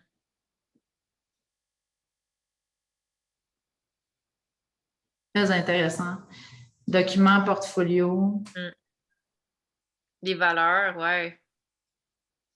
Moi, personnellement, valeurs, c'est quelque chose que je n'avais pas autant pensé, effectivement. Mm-hmm. Merci. Valeur et déterminer ses besoins, effectivement. Réseaux sociaux. Fait qu'on a vraiment beaucoup établi un budget. Fait que je pense que tu as touché à différentes choses, Florence. Oui. Là, j'aimerais ça que vous preniez quelques minutes. Ça va être aussi dans le sondage, le petit sondage qu'on vous envoie à la fin, mais juste pour avoir une idée, parce que justement, vous allez voir que ce qui s'en vient dans les prochains mois, on va essayer de travailler puis d'établir une offre, soit avec des partenaires. On ne pourra pas tout faire d'un coup, mais on va essayer de voir. Fait que ça serait quoi votre niveau d'intérêt? Là, 10, c'est évidemment le plus élevé comme intérêt. Fait que faites juste glisser, là, ça prend une petite minute de faire ça. Puis ceux qui ne l'ont pas, bien, vous pouvez me mettre dans le chat ou répondre tout à l'heure dans le petit sondage qu'on va faire. C'est vraiment, vraiment important pour nous. Juste pour vous dire, là, grâce à des ateliers qu'on avait fait juste pendant la pandémie, on a réussi à avoir un petit financement du ministère, on a avec RBC. Fait que c'est important de savoir ce que vous voulez parce que comme ça, on va pouvoir développer ça. Fait que je pense que vous êtes intéressés à beaucoup de Excellent. Merci. J'en ai, je pense, 5 autres ici. Je vais laisser les gens finir de répondre.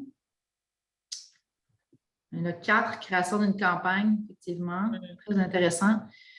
Puis je vous dirais qu'une fois que vous commencez à travailler la campagne de financement, ce qui est bien, c'est qu'après ça, faire votre portfolio, c'est facile parce que vous avez déjà tous les éléments dedans. Gardez le lien avec vos proches, vous allez les avoir à chaque année. Donc, c'est souvent une bonne façon de débuter, effectivement. J'en ai 5 autres ici. Donc, on a comment mieux remplir une demande de bourse, comment se propulser sur les médias sociaux, apprendre à réseauter, se démarquer en entrevue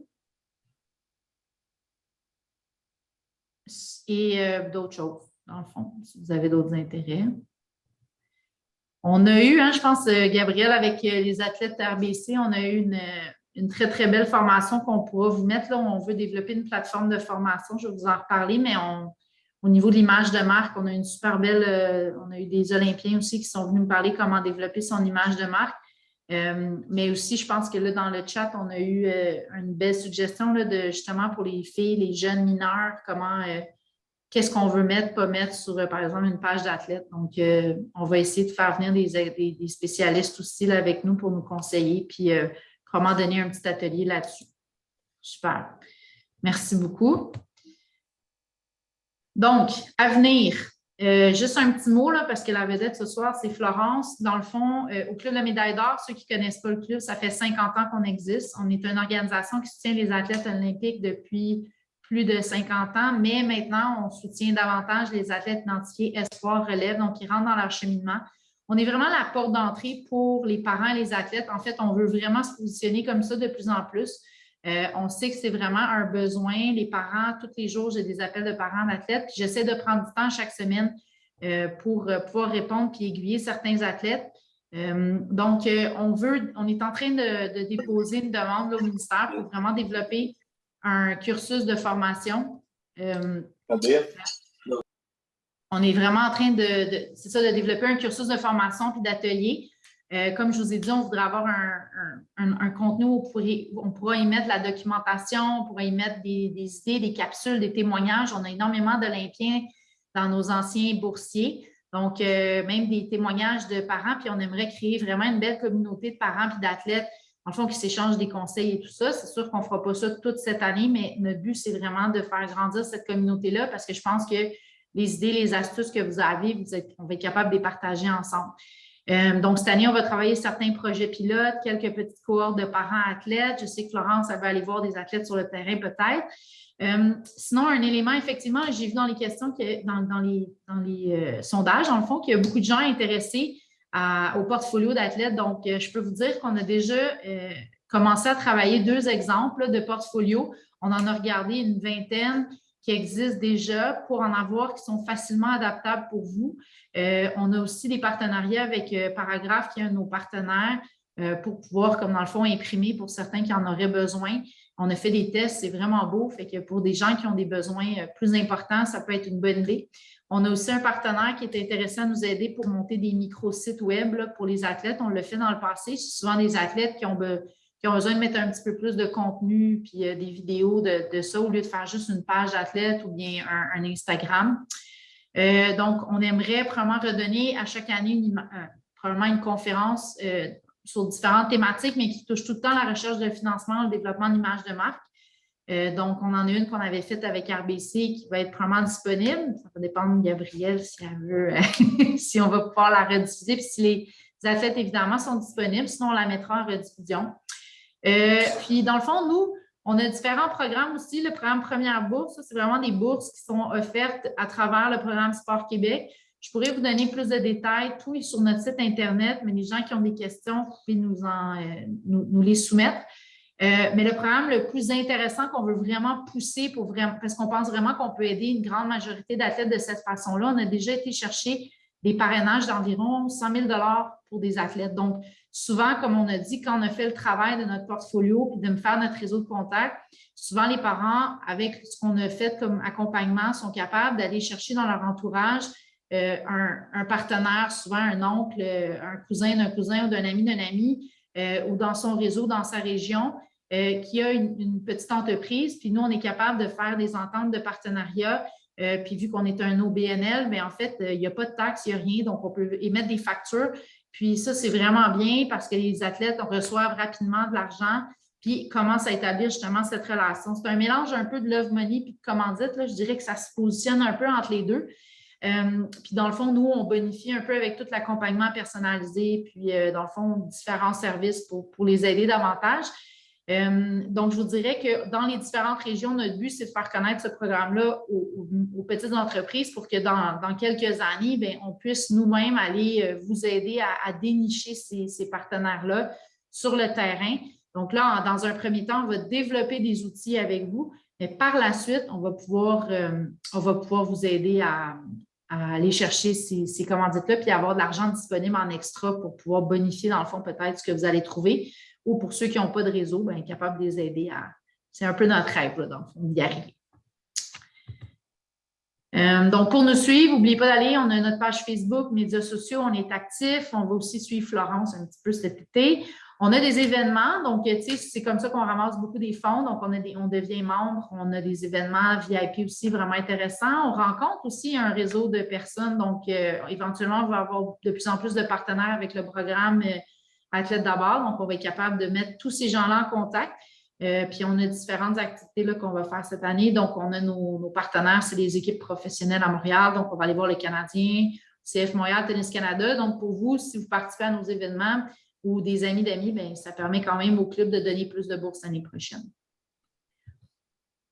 Dans le fond, moi, ça termine la partie. Je veux prendre 2 minutes pour remercier énormément RBC et Florence d'avoir pris un temps fou à préparer cette formation-là. J'ai aussi des collègues à moi qui ont pris beaucoup de temps aussi pour travailler. Il y en a qui travaillent en arrière en ce moment, ceux qui vous ont envoyé des courriels de rappel. Donc, merci. Puis, dans le fond, j'aimerais ça prendre quelques minutes pour répondre à certaines questions. J'ai un beau message, Florence, qui t'a adressé, là, athlète très intéressante et inspirante, excellente communicatrice, félicitations, bonne continuité. Merci au club pour ça. Donc, j'ai quelques questions. Je les ai pas mal pris en note. Crédit d'impôt. Parfait. Donc, on me demandait plutôt le URLS, qu'est-ce que ça signifie? Dans le fond, dans chaque région, on a une unité régionale de loisirs et du sport qui, dans le fond, sont là pour soutenir le sport dans la région et les loisirs. Souvent, ils ont un fonds qui est disponible pour les athlètes, pas dans toutes les régions, par exemple. Donc, comme je vous dis, il faut quand même aller leur parler. Ils ont des fois de l'argent disponible. Il faut toujours aller leur parler. Des fois, ils ont des subventions. Des fois, il faut adapter, il faut sortir de la boîte, il faut trouver une idée, un projet. Des fois, ça peut être pour un groupe d'athlètes dans votre région ou à travers votre club. Il y a souvent de l'argent qui est disponible. Les centres régionaux d'entraînement multisport sont souvent soit avec le URLS, soit à côté. Eux, ils donnent beaucoup de services gratuits, dans le fond, pour les athlètes identifiés, sport, relève, élite, excellence dans la région. Puis eux aussi, parfois, font des galas, parfois donnent de l'argent de plus. Donc, il faut vraiment les suivre. Là. Il faut être avec eux. Nous, on pourra vous donner plus de détails là, par rapport à ça. Comme je vous dis, on veut vraiment centraliser de l'information rapidement pour vous aider. Peut-être faire aussi des questions-réponses dans les prochaines semaines pour être capable de vous aider. Donc, restez à l'affût un peu pour nous. Sinon, j'avais une petite question justement par rapport à une personne qui aurait deux athlètes dans la même famille. Est-ce qu'on devrait faire un portfolio pour les deux? C'est vraiment une bonne question. Je peux peut-être commencer, puis Florence, tu as peut-être une bonne idée. Dans le fond, je pense que ça dépend. Par exemple, moi, j'avais 2 garçons en ski alpin, quand même de 3 ans de différence. Fait que j'ai commencé par des campagnes de financement. Donc, j'ai travaillé avec le plus vieux qui avait vraiment des résultats à un plus haut niveau parce que, bon, il était rendu un petit peu plus au niveau provincial, puis même nord-américain. Donc, en créant la campagne avec lui, j'ai créé un réseau de contacts. Puis, j'ai réfléchi, je me suis dit, est-ce que je fais 2 portfolios? Donc, on a décidé, oui, de les séparer. Mais ça dépend. Dans certains cas, on peut les mettre ensemble pour aller faire, par exemple, une demande à la députée ou une demande, par exemple, à un commanditaire. Ça peut être vraiment, vraiment le fun. J'ai vu dans les chats, justement, qu'il y en avait une qui en avait 4. Donc, ça peut être vraiment intéressant de faire quelque chose de spécial puis de rassembler la famille ensemble. Donc, Florence, peut-être tu peux bonifier cette question-là. Bien, je pense que c'est certain que chaque individu a quelque chose de différent à apporter. Puis justement, comme tu l'as mentionné, Mélanie, s'ils sont à différents niveaux, je pense que ça peut être intéressant de faire 2 portfolios différents, mais peut-être s'il y a des plus grosses entreprises que vous faites des demandes de commandite, vous pouvez envoyer les 2 en même temps. Peut-être qu'il y a des entreprises qui vont vouloir commanditer une famille au complet. Je pense... à titre d'exemple, aux Sœurs du Four-la-Pointe, où ils font beaucoup où ils ont beaucoup de commanditaires là, à titre de famille ou de 3 sœurs qui font le même sport. Je pense qu'à ce niveau-là, ça peut être intéressant aussi, mais de ne pas juste se limiter à ça non plus. Là, je pense d'aller chercher, de faire 2 portfolios puis d'aller voir dans différentes directions. Parfait, merci. Autre question, pour une athlète qui n'habite pas dans la région à grandir, est-ce qu'on est mieux de regarder dans la région où elle habite maintenant ou la région où elle a débuté son sport? L'athlète a dû déménager car la discipline n'est pas offerte dans sa région. Mais je peux peut-être commencer, puis si tu veux, Florence, tu peux poursuivre. Là. Pour moi, c'est un avantage, en fait, parce que justement, dans les services qui sont offerts, surtout d'une athlète, là où elle s'entraîne, souvent, elle a le droit à certains services. Mais les parents qui ont dans leur région des députés, ben, elle peut peut-être même aller voir dans les 2 régions pour aller un peu piger dans les 2 enveloppes. Je pense que c'est important que l'athlète, dépendamment de l'âge, commence à se faire vraiment connaître dans sa région, mais peut-être que là où elle habitait avant, c'est souvent les parents, hein, la famille qui commence à faire les démarches. Donc, je pense que peut-être pour le réseautage des contacts à court terme, c'est bien de travailler très fort dans la région. Si c'est une petite région, peut-être Florence, là, c'est là que tu peux m'aider à continuer. Bien, je pense que, comme tu l'as mentionné, Mélanie, c'est important de regarder où est notre réseau de contacts. C'est certain que si c'est dans la région qu'elle a débuté son sport, on peut commencer à ce niveau-là, puis en même temps ou en parallèle, vraiment se créer un réseau de contacts où on est en ce moment, parce que ultimement, si on veut offrir d'aller visiter l'entreprise ou d'aller parler aux employés ou vraiment d'aller visiter l'usine ou peu importe, ben, on va vouloir rester dans la région où on est. Mais certainement, pour commencer, là, c'est bon de vraiment utiliser son réseau de contacts qu'on a en ce moment. Donc, si ça veut dire d'aller dans la région où elle a débuté son sport, ben, c'est de commencer à ce niveau-là puis d'essayer de migrer là, le plus possible où on est en ce moment. Merci, Florence. L'entreprise commanditaire reçoit certainement un avantage fiscal quelconque, tel un crédit d'impôt pour don. Quelle est la hauteur du crédit d'impôt? Ça, c'est vraiment important. J'ai beaucoup de personnes qui m'écrivent. C'est une bonne question. Merci, hein, tout le monde qui pose des questions. On est là. Posez-en des questions. Moi, je ne suis pas une spécialiste, là, mais j'ai rencontré justement un fiscaliste cette semaine. Dans le fond, il faut faire la différence entre un don et une commandite. C'est complètement différent. Avec, par exemple, le club, nous et l'athlète, recevoir une facture qui est non taxable, oui, ça, c'est l'avantage fiscal qui est pratiquement équivalent qu'un don, c'est ce qu'on s'est fait dire, pour une entreprise. Ce qu'il faut faire attention, si la grand-mère de Florence veut faire un don puis passer par nous, parce qu'on a un organisme de charité, on est affilié, ça ne fonctionne pas. Ça s'appelle un don dédié. Donc, malheureusement, si vous avez des amis dans la famille qui veulent faire un don, ils peuvent le faire à travers votre campagne de financement, mais s'ils veulent un don de charité, ils peuvent le faire à travers nous, mais on va être obligé de le mettre dans ce qu'on appelle le pot, les athlètes d'abord. On va pouvoir le dire, bien, OK, on a un projet pour les skieurs, mais on ne pourra pas être 100% sûr puis vous dire, bien, le 5 000 que vous donnez, c'est sûr que ça va aller aux skieurs. Je vais mettre Alexis Barabé parce que le papa il est en train de m'écouter en ce moment. Donc, on ne pourrait pas le donner à Alexis. Il faut qu'il s'inscrive. Ça se peut que ce soit Alexis qui soit choisi, mais ça prend un processus très, très rigoureux. Puis, il nous surveille. Donc, il faut faire attention à ça. Fait qu'on peut dire, bien, dans la région de Québec, on veut soutenir des skieurs, on pourrait avoir des donateurs. Puis là, on redistribue selon nos critères internes. Ça, c'est correct. Mais Florence, sa grand-mère, ne peut pas faire un don puis recevoir un reçu d'impôt de charité. Ça ne fonctionne pas. Peut-être, je ne sais pas si Gabrielle, Florence, vous aviez quelque chose à rajouter là-dessus? Non, je pense que c'est vraiment... C'est vraiment une bonne question. Parfait. Puis aussi, tu sais, c'est bon ce que tu as mentionné, Mélanie, c'est faire la différence entre une commandite puis un don. Une commandite, une entreprise donne un montant en échange d'un service. Donc, c'est comme une tactique de leur plan marketing. Donc, c'est en échange de visibilité. Donc, à ce moment-là, ça ne rentre pas là, dans les catégories qui étaient mentionnées par Mélanie là, de don. C'est vraiment une initiative qu'une entreprise prend à titre de tactique marketing. Je peux peut-être rajouter un petit élément fiscal là, qui est quand même intéressant parce que Gabriel, je l'ai vérifié cette semaine. Puis, dans le fond, effectivement, l'oncle qui a une compagnie de thermopompe qui veut faire une commandite va recevoir une facture, donc une déduction en dépenses, par exemple, de 5 000 $. Donc, lui est content, il sauve 5 000 $ d'impôts, puis c'est non taxable.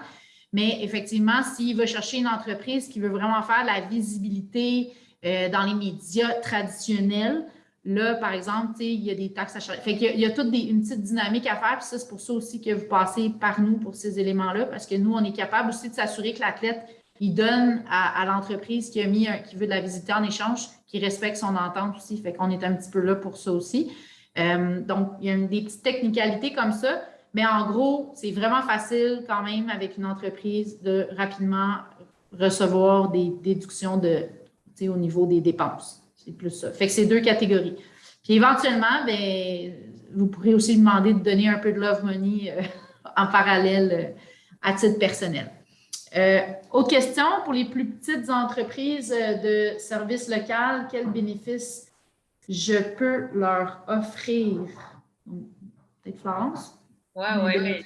C'est certain que ça dépend un peu de ce qu'eux, ils peuvent t'offrir. Puis après, toi, tu bâtis un peu ce que tu veux leur offrir en échange.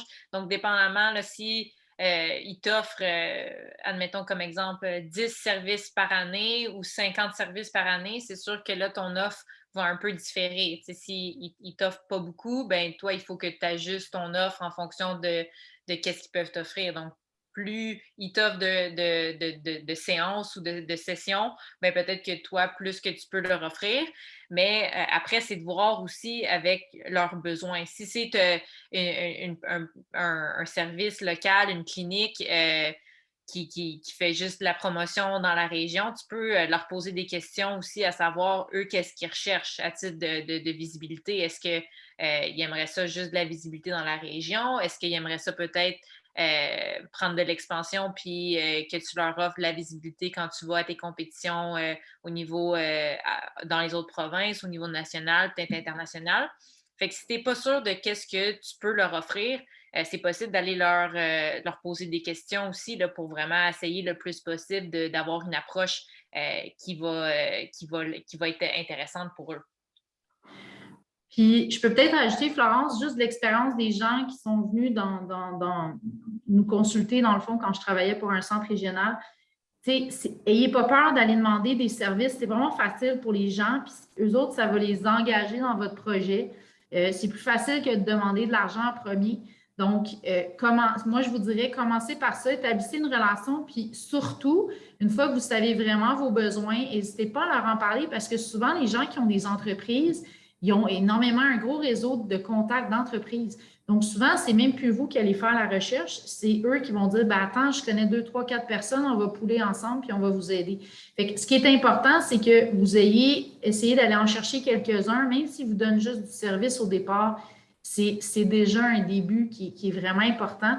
Puis après, comme dit Florence, en parlant, mais je pense que ça va vraiment ça va bonifier avec le temps. Fait que n'ayez pas peur, même quand ils sont assez jeunes, de commencer quand même à faire ça.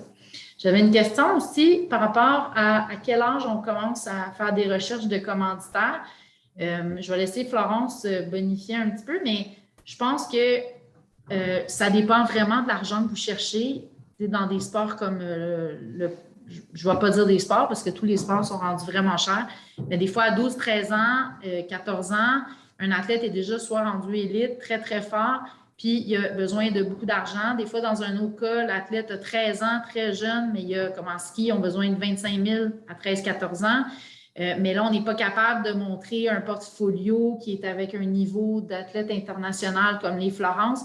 Fait qu'on ne va pas pouvoir faire des demandes peut-être à certains endroits versus d'autres. C'est là un petit peu la complexité. Fait que moi, d'après moi, là, mon biais, c'est qu'il n'y a pas vraiment un âge où qu'on ne peut pas débuter, mais Florence? Bien, exactement. Moi, mon expérience personnelle, j'ai débuté mon sport à l'âge de 12 ans, puis vraiment jusqu'à temps que j'aille 17-18 ans, ça s'est maintenu dans les dépenses. Ça n'a jamais été vraiment là, exorbitant là, comme 25 000 avant là, mes 18 ans. Donc, je ne pense pas qu'il y a d'âge, mais c'est vraiment d'établir ses besoins, d'établir son budget, puis de voir le déficit. Puis à ce moment-là, de chercher en conséquence. Puis, tu sais, ça, comme Mélanie l'a dit, ça peut arriver pour certains à un jeune âge, comme à 12-13 ans, puis pour d'autres, comme moi, ça a été plus tardif. Donc, je pense que c'est vraiment là, d'établir ses besoins, puis d'établir son budget, puis de voir notre déficit qui va vraiment nous indiquer là, quand on commence à chercher, puis qu'est-ce qu'on va aller chercher. En tant que membre, est-ce qu'on reçoit un crédit d'impôt? Est-ce que, là, je ne suis pas sûre de comprendre la question, est-ce que c'est membre du Club de la médaille d'or? À ce moment-là, on a une facture. Donc, pour une entreprise, oui, c'est déductible en dépenses, mais on s'en vient aussi avec une espèce de package où on aura une partie en dons, une partie qui est en dépenses, là, dans le fond. Donc, pour un individu, on pourra éventuellement, là, dans les prochains 2-3 mois, on va lancer un package où vous pouvez accéder à plusieurs billets, mais aussi vous avez un don. Fait que là, ça, c'est vraiment avantageux pour vous. Donc, on va pouvoir le faire. J'ai une question. Si mon enfant est identifié élite dans un sport, espoir dans l'autre sport, doit-on faire un seul portfolio ou c'est mieux de séparer les deux? Séparer les sports, c'est vraiment une bonne question. Moi, a priori, puis Florence, tu me diras ce que tu en penses. Dans le fond, je pense que je pense que je miserais vraiment sur le sport où l'athlète est vraiment rendu le plus loin possible à court terme ou qu'on sent qu'il veut aller le plus loin. Par contre, c'est extrêmement positif, je pense, de mettre dans la lettre de présentation, de mettre une photo peut-être de lui en action dans l'autre sport, de dire que c'est un athlète multisport, puis que même s'il s'en va vers le cheminement de ce sport-là, c'est un athlète qui est très, très fort dans plusieurs sports, puis qui s'implique aussi dans sa communauté, qui fait d'autres choses. Il n'y a pas juste le deuxième sport, mais il y a, c'est l'athlète, si on veut qu'il se démarque, c'est très important. Mm-hmm. Non, je suis d'accord avec toi, Mélanie. C'est sûr de peut-être mettre l'emphase plus sur le sport où il est un petit peu plus déjà à un plus haut niveau, mais sans négliger là, l'importance que de faire un deuxième sport, là, ça peut avoir. Puis ça, c'est vraiment intéressant dans sa page de présentation quand on parle de soi puis qu'on essaie de se vendre un peu plus. Puis aussi de dire à un commanditaire peut-être que c'est possible d'avoir de la visibilité à 2 endroits différents aussi. Donc, ça peut être un atout, certainement. Et, on me demande, est-ce que les frais de cotisation sont déductibles? Là, je ne sais pas si on parlait du club ou on parlait dans son club sportif. Donc, je pense que j'ai expliqué un petit peu pour le club. Puis pour les frais de cotisation dans un club sportif, ben là, je ne suis pas fiscaliste, mais il me semble que non. Je vais laisser ça à des spécialistes pour répondre. Quand et où seront disponibles les exemples de portfolio? On est en train de terminer. Là, c'est juste de voir la plateforme. Est-ce qu'on aura un exemple que vous pourrez vous-même modifier ou pas? On a une graphiste en ce moment qui est en train de les finaliser. Donc, sérieusement, début de l'été, d'après moi, ça va être possible.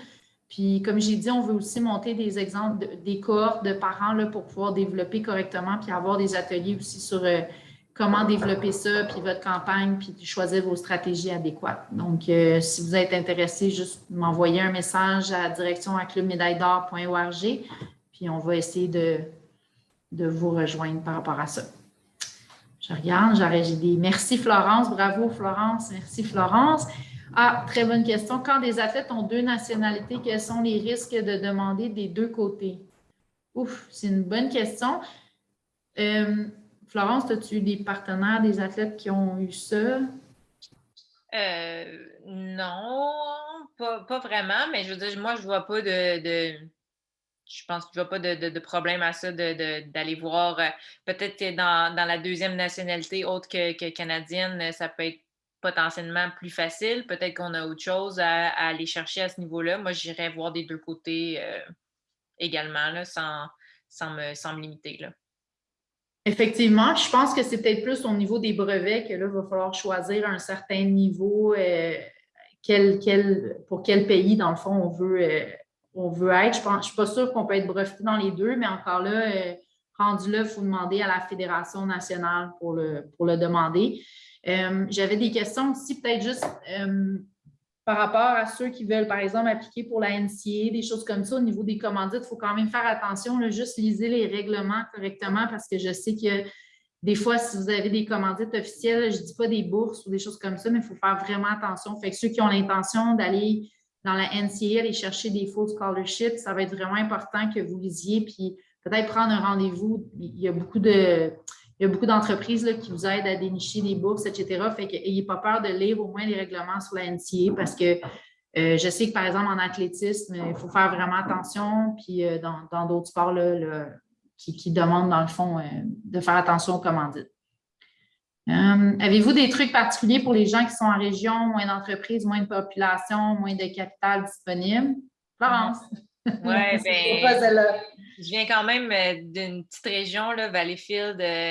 C'est pas une très grande ville non plus. Moi, je pense que le premier point qu'il faut essayer là, d'utiliser le plus possible, c'est son réseau de contacts.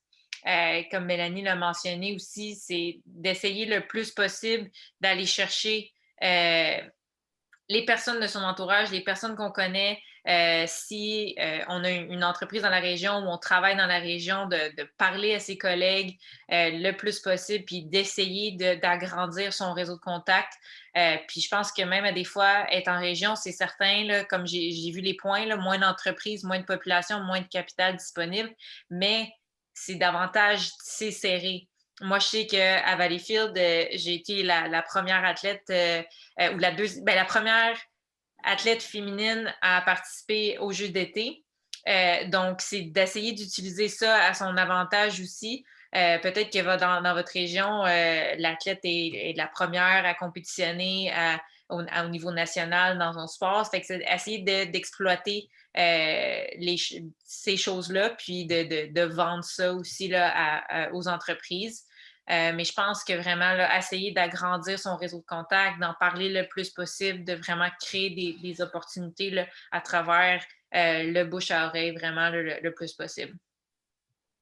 Effectivement, puis j'ai vu souvent en région des gens qui disent il n'y a pas beaucoup d'entreprises, mais souvent, il y a beaucoup de petites entreprises. Des fois, des gens qui sont des travailleurs autonomes, mais ils cherchent des façons d'aider, puis aussi de déduire un peu de leurs impôts. C'est fou à dire, mais j'en ai eu beaucoup, moi, récemment, qui donnaient des 1000, 2000, sont tout contents. Puis en plus, eux autres, ils utilisent ça comme façon de dire, ben moi, maintenant, j'aide des athlètes, je propulse des athlètes de ma région. Donc, c'est souvent d'aller aussi dans les chambres de commerce. Je sais que ça peut être difficile, mais tu sais, dans des rencontres avec les députés, les municipalités, juste de dire que votre jeune est là puis que vous cherchez du financement. N'ayez pas peur de le dire, vous ne quittez pas, vous le dites. Puis souvent, d'un ami, bien, ça va vite. Je ne sais pas comment il disait ça, là, combien il y a de millions de personnes que tu vas chercher dans ton troisième cercle d'amis. C'est assez impressionnant.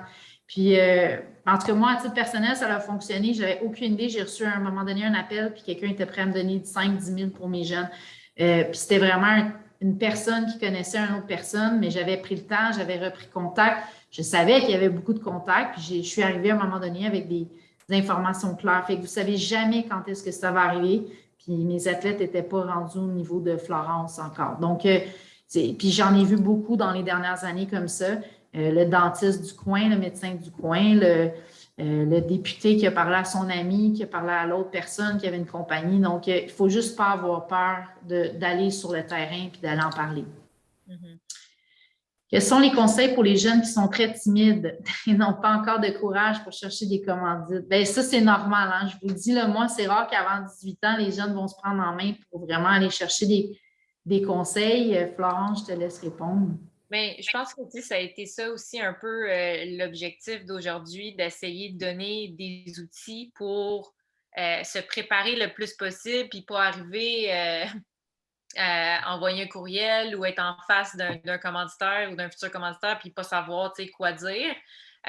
Moi, je sais que j'ai beaucoup de stress qui est lié à l'inconnu puis à pas savoir comment ça va se dérouler. Donc, vraiment, d'essayer de se préparer le plus possible puis de savoir qu'est-ce qu'on veut. On fait ça en établissant nos besoins, notre budget, on regarde notre déficit, puis après ça, établir qu'est-ce que nous, on peut offrir. Fait qu'à ce moment-là, la conversation va être un peu plus fluide, puis on va pouvoir vraiment échanger, puis on va avoir déjà planifié, puis pris des notes sur qu'est-ce qu'on recherche, puis qu'est-ce qu'on peut offrir, puis quel genre de partenariat on aimerait avoir. Fait que je pense que vraiment, la préparation, pour moi, c'est un des meilleurs conseils là, que je peux te donner à ce niveau-là. Oui, puis encore une fois, moi, j'ai vu beaucoup, beaucoup de parents qui venaient en premier dans le bureau. Nous, on demandait à un certain moment que le jeune vienne aussi. Donc, juste déjà de nous rencontrer, de parler avec nous un peu, juste d'écouter. Puis comme tu as dit, Florence, tantôt, si c'est une des faiblesses, dans le fond, bien, c'est peut-être d'utiliser qui est peut-être super bon sur les médias sociaux, à parler un peu en arrière de ce qui se passe sans parler, mais donner des conseils ou des éléments clés. Fait il peut être très bon dans d'autres aspects, monter une vidéo de lui en train de descendre dans sa discipline. Donc, mais c'est sûr que la demande, à un moment donné, si l'athlète ne vient pas, je ne pense pas que ça va fonctionner. Donc, il faut qu'à un certain âge, le jeune au moins soit capable de faire un message de remerciement. Nous, au club, quand on remet une médaille, on les coach aussi sur comment remercier, comment écrire leurs mots. Fait que ça aide beaucoup. Donc, nous, au club, on peut donner un petit coup de main là-dessus, mais c'est sûr qu'à un moment donné, il n'y a rien de mieux qu'un jeune qui va porter son portfolio au député plutôt que le parent. Fait que le parent peut venir avec, mais je pense que quand les deux viennent, c'est la meilleure façon que ça fonctionne. On a la même question. À quel moment faut-il commander la demande de commandite? Je pense que tu l'as répondu. Faut-il attendre la qualification de l'athlète d'abord? En fait, pour le programme Athlète d'abord, vous nous contactez puis on regarde avec vous là, par rapport à ça. Mais pour l'instant, comme je vous dis, on développe des outils puis si vous avez des partenaires autour, on vous aide à établir cette relation-là. Puis normalement, là, dès qu'il est espoir, le moindrement, là, on peut le soutenir. On a des merci très pertinents. Merci pour le partage. Merci tout le monde. Mais moi, est-ce qu'il y en a qui auraient d'autres questions, peut-être qui veulent ouvrir leur micro, peut-être poser des questions? N'hésitez pas, là, j'ai toutes les réponses par chat. Je pense qu'on a répondu. Si on en a oublié, je m'excuse, mais ne soyez pas gênés. On est encore là quelques minutes. Peut-être juste dire merci à Florence ou gênez-vous pas. Bonjour. Oui, bonjour, Myriam. Oui, bonjour. Vous parlez de différents sports, vous parlez de différents montants, vous parlez en fait, essentiellement, les sports diffèrent vraiment d'un à l'autre.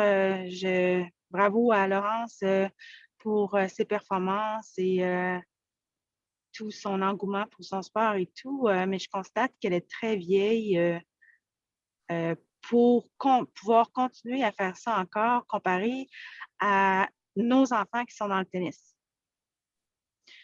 Le tennis, c'est comme si tout ce qui est au niveau national se termine à 18 ans.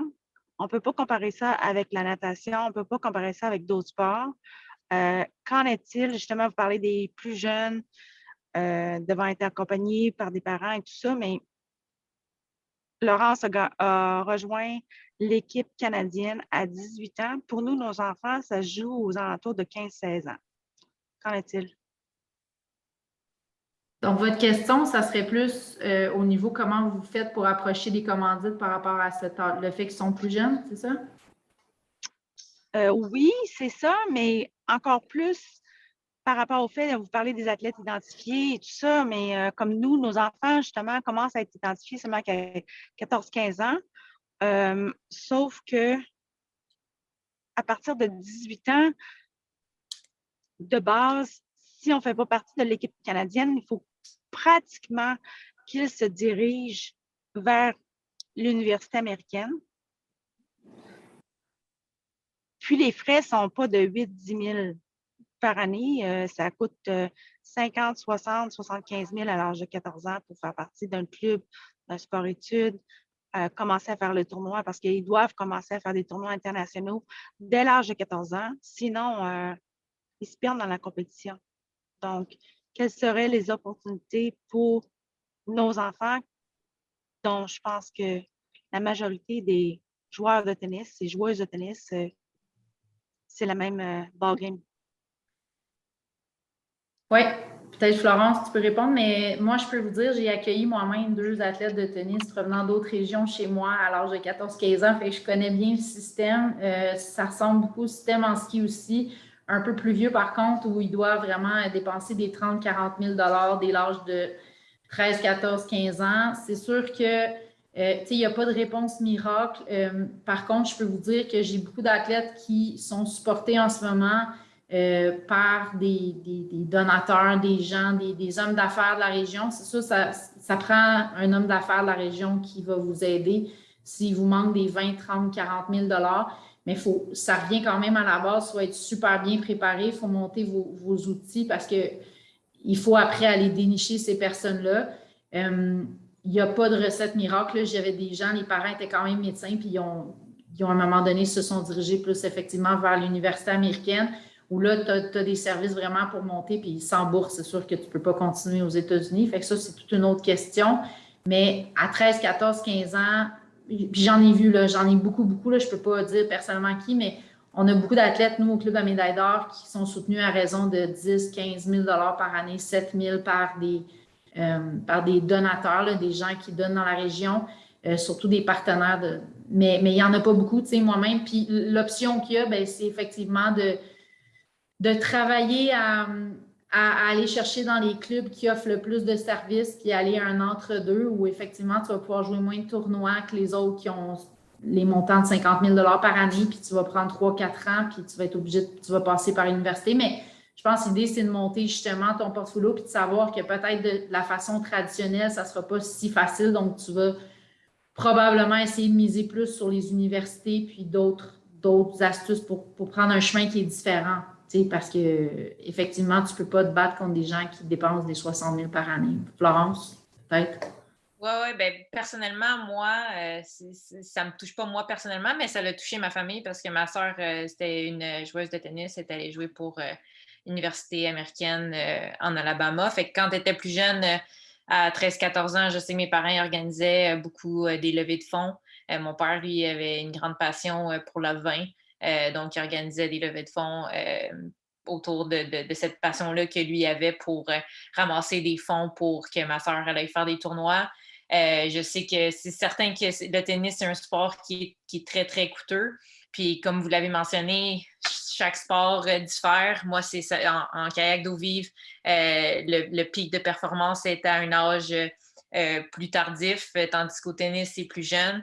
Moi, je sais que ma famille a fait des sacrifices à ce niveau-là. Mon père, il coachait ma soeur. Il allait juste les deux en tournoi dans des ITF dans le sud de l'Amérique. Donc, c'est certain, comme je pense Mélanie l'a dit aussi, il n'y a pas de solution miracle à ce moment-là. Je pense qu'il faut travailler à... je pense du webinaire d'aujourd'hui, qu'est-ce qui ressort, qui peut s'appliquer, c'est vraiment de créer le plus possible son réseau de contacts, puis d'utiliser ça vraiment là, au maximum, puis d'en parler le plus possible à toutes les personnes qu'on croise pour essayer, comme Mélanie en a parlé, d'avoir peut-être un contact qui parle à un ami d'un autre ami qui nous appelle.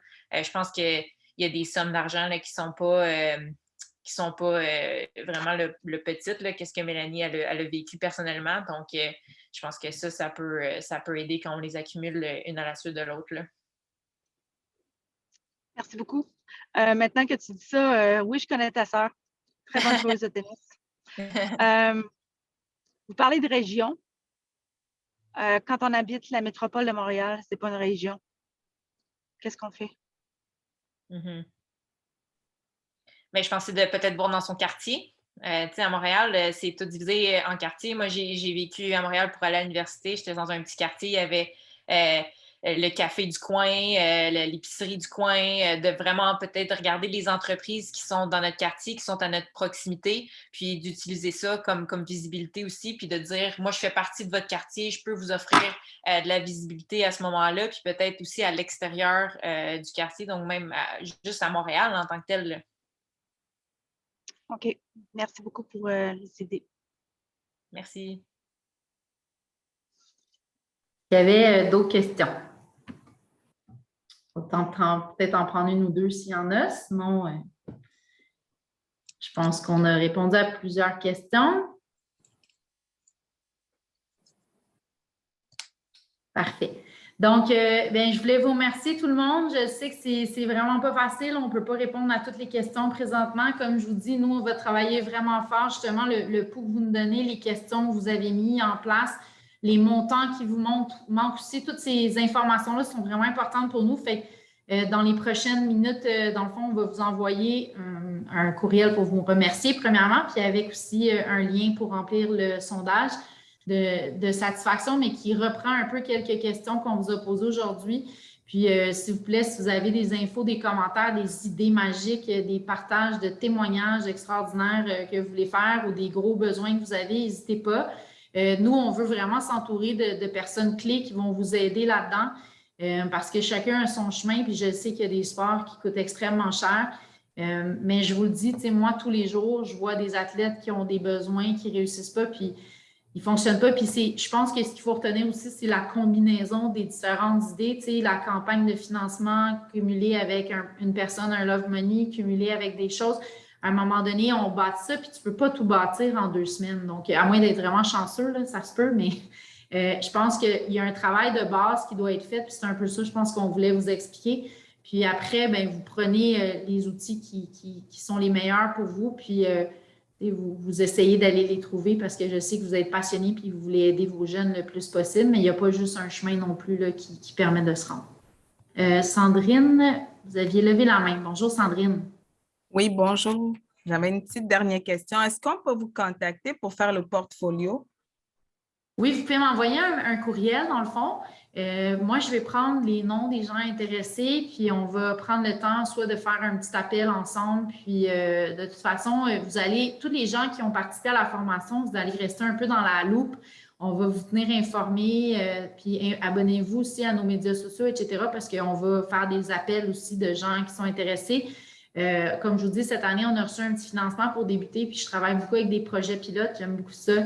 Donc, n'hésitez pas, là, si vous avez des questions. Déjà, de la semaine dernière, demain, je réponds à 4 athlètes qui m'ont demandé une petite consultation. Là. Je ne pense pas que je suis une experte là-dedans, mais ça fait quand même 13 ans là, que je suis dans le milieu. Fait que je peux au moins commencer à les aiguiller, puis après, on ira plus en profondeur avec les bonnes ressources. Merci. Votre adresse courriel, c'est quoi? On vient de le mettre dans le chat. Oh, merci. Dans la discussion. Donc, c'est direction@clubmédailledor.org. Quelqu'un qui me dit qu'elle va être dans mes locaux. Parfait. Mais vous pourriez m'écrire parce qu'on n'est pas toujours au bureau. Là, on travaille à distance en partie. Donc, ça va me faire plaisir de prendre du temps à répondre aux gens. Oui, l'enregistrement. Oui, très, très bonne question. En fait, l'enregistrement va être transmis dans les prochains jours. On va prendre le temps juste de le mettre sur une plateforme de base, puis on va vous le transmettre. Puis comme je vous dis, quand on aura une plateforme un petit peu plus élaborée avec plus de choses, on va pouvoir la développer, puis vous serez tous invités à venir collaborer dessus. Voilà. Avec la présentation, bien sûr. Oui. Donc, voilà. Florence, tu as eu énormément de merci. Je te ferai ça. Puis, on doit dire aussi un très bon camp d'entraînement, Florence, qui quitte à laisser valise à côté d'elle, à part demain après-midi. Donc, suivez-la pour ses Coupes du Monde, pour son été. Puis, on va lui souhaiter la meilleure des chances. Puis, on va bien te suivre, Florence. Donc, un gros merci. Encore une fois, un gros merci à RBC. Vraiment. C'est un partenaire, ça fait super longtemps qu'ils sont avec nous puis ils soutiennent les athlètes, même dans la pandémie. C'est vraiment grâce à eux aussi qu'on a continué à remettre des bourses. Il faut le dire, là, ils sont derrière les athlètes. Puis bravo, Gabrielle. Merci de t'être investi à fond dans ce beau projet. Puis tu vois, je pense aujourd'hui, l'impact que ça a eu sur les gens. Puis on va travailler fort là, pour essayer de trouver d'autres idées puis de partager les bons coups pour vraiment aider le maximum de personnes. Voilà. Merci beaucoup. Soirée à tout le monde. Merci à vous. Merci. Merci. Merci, bonne fin de soirée. Merci beaucoup tout le monde.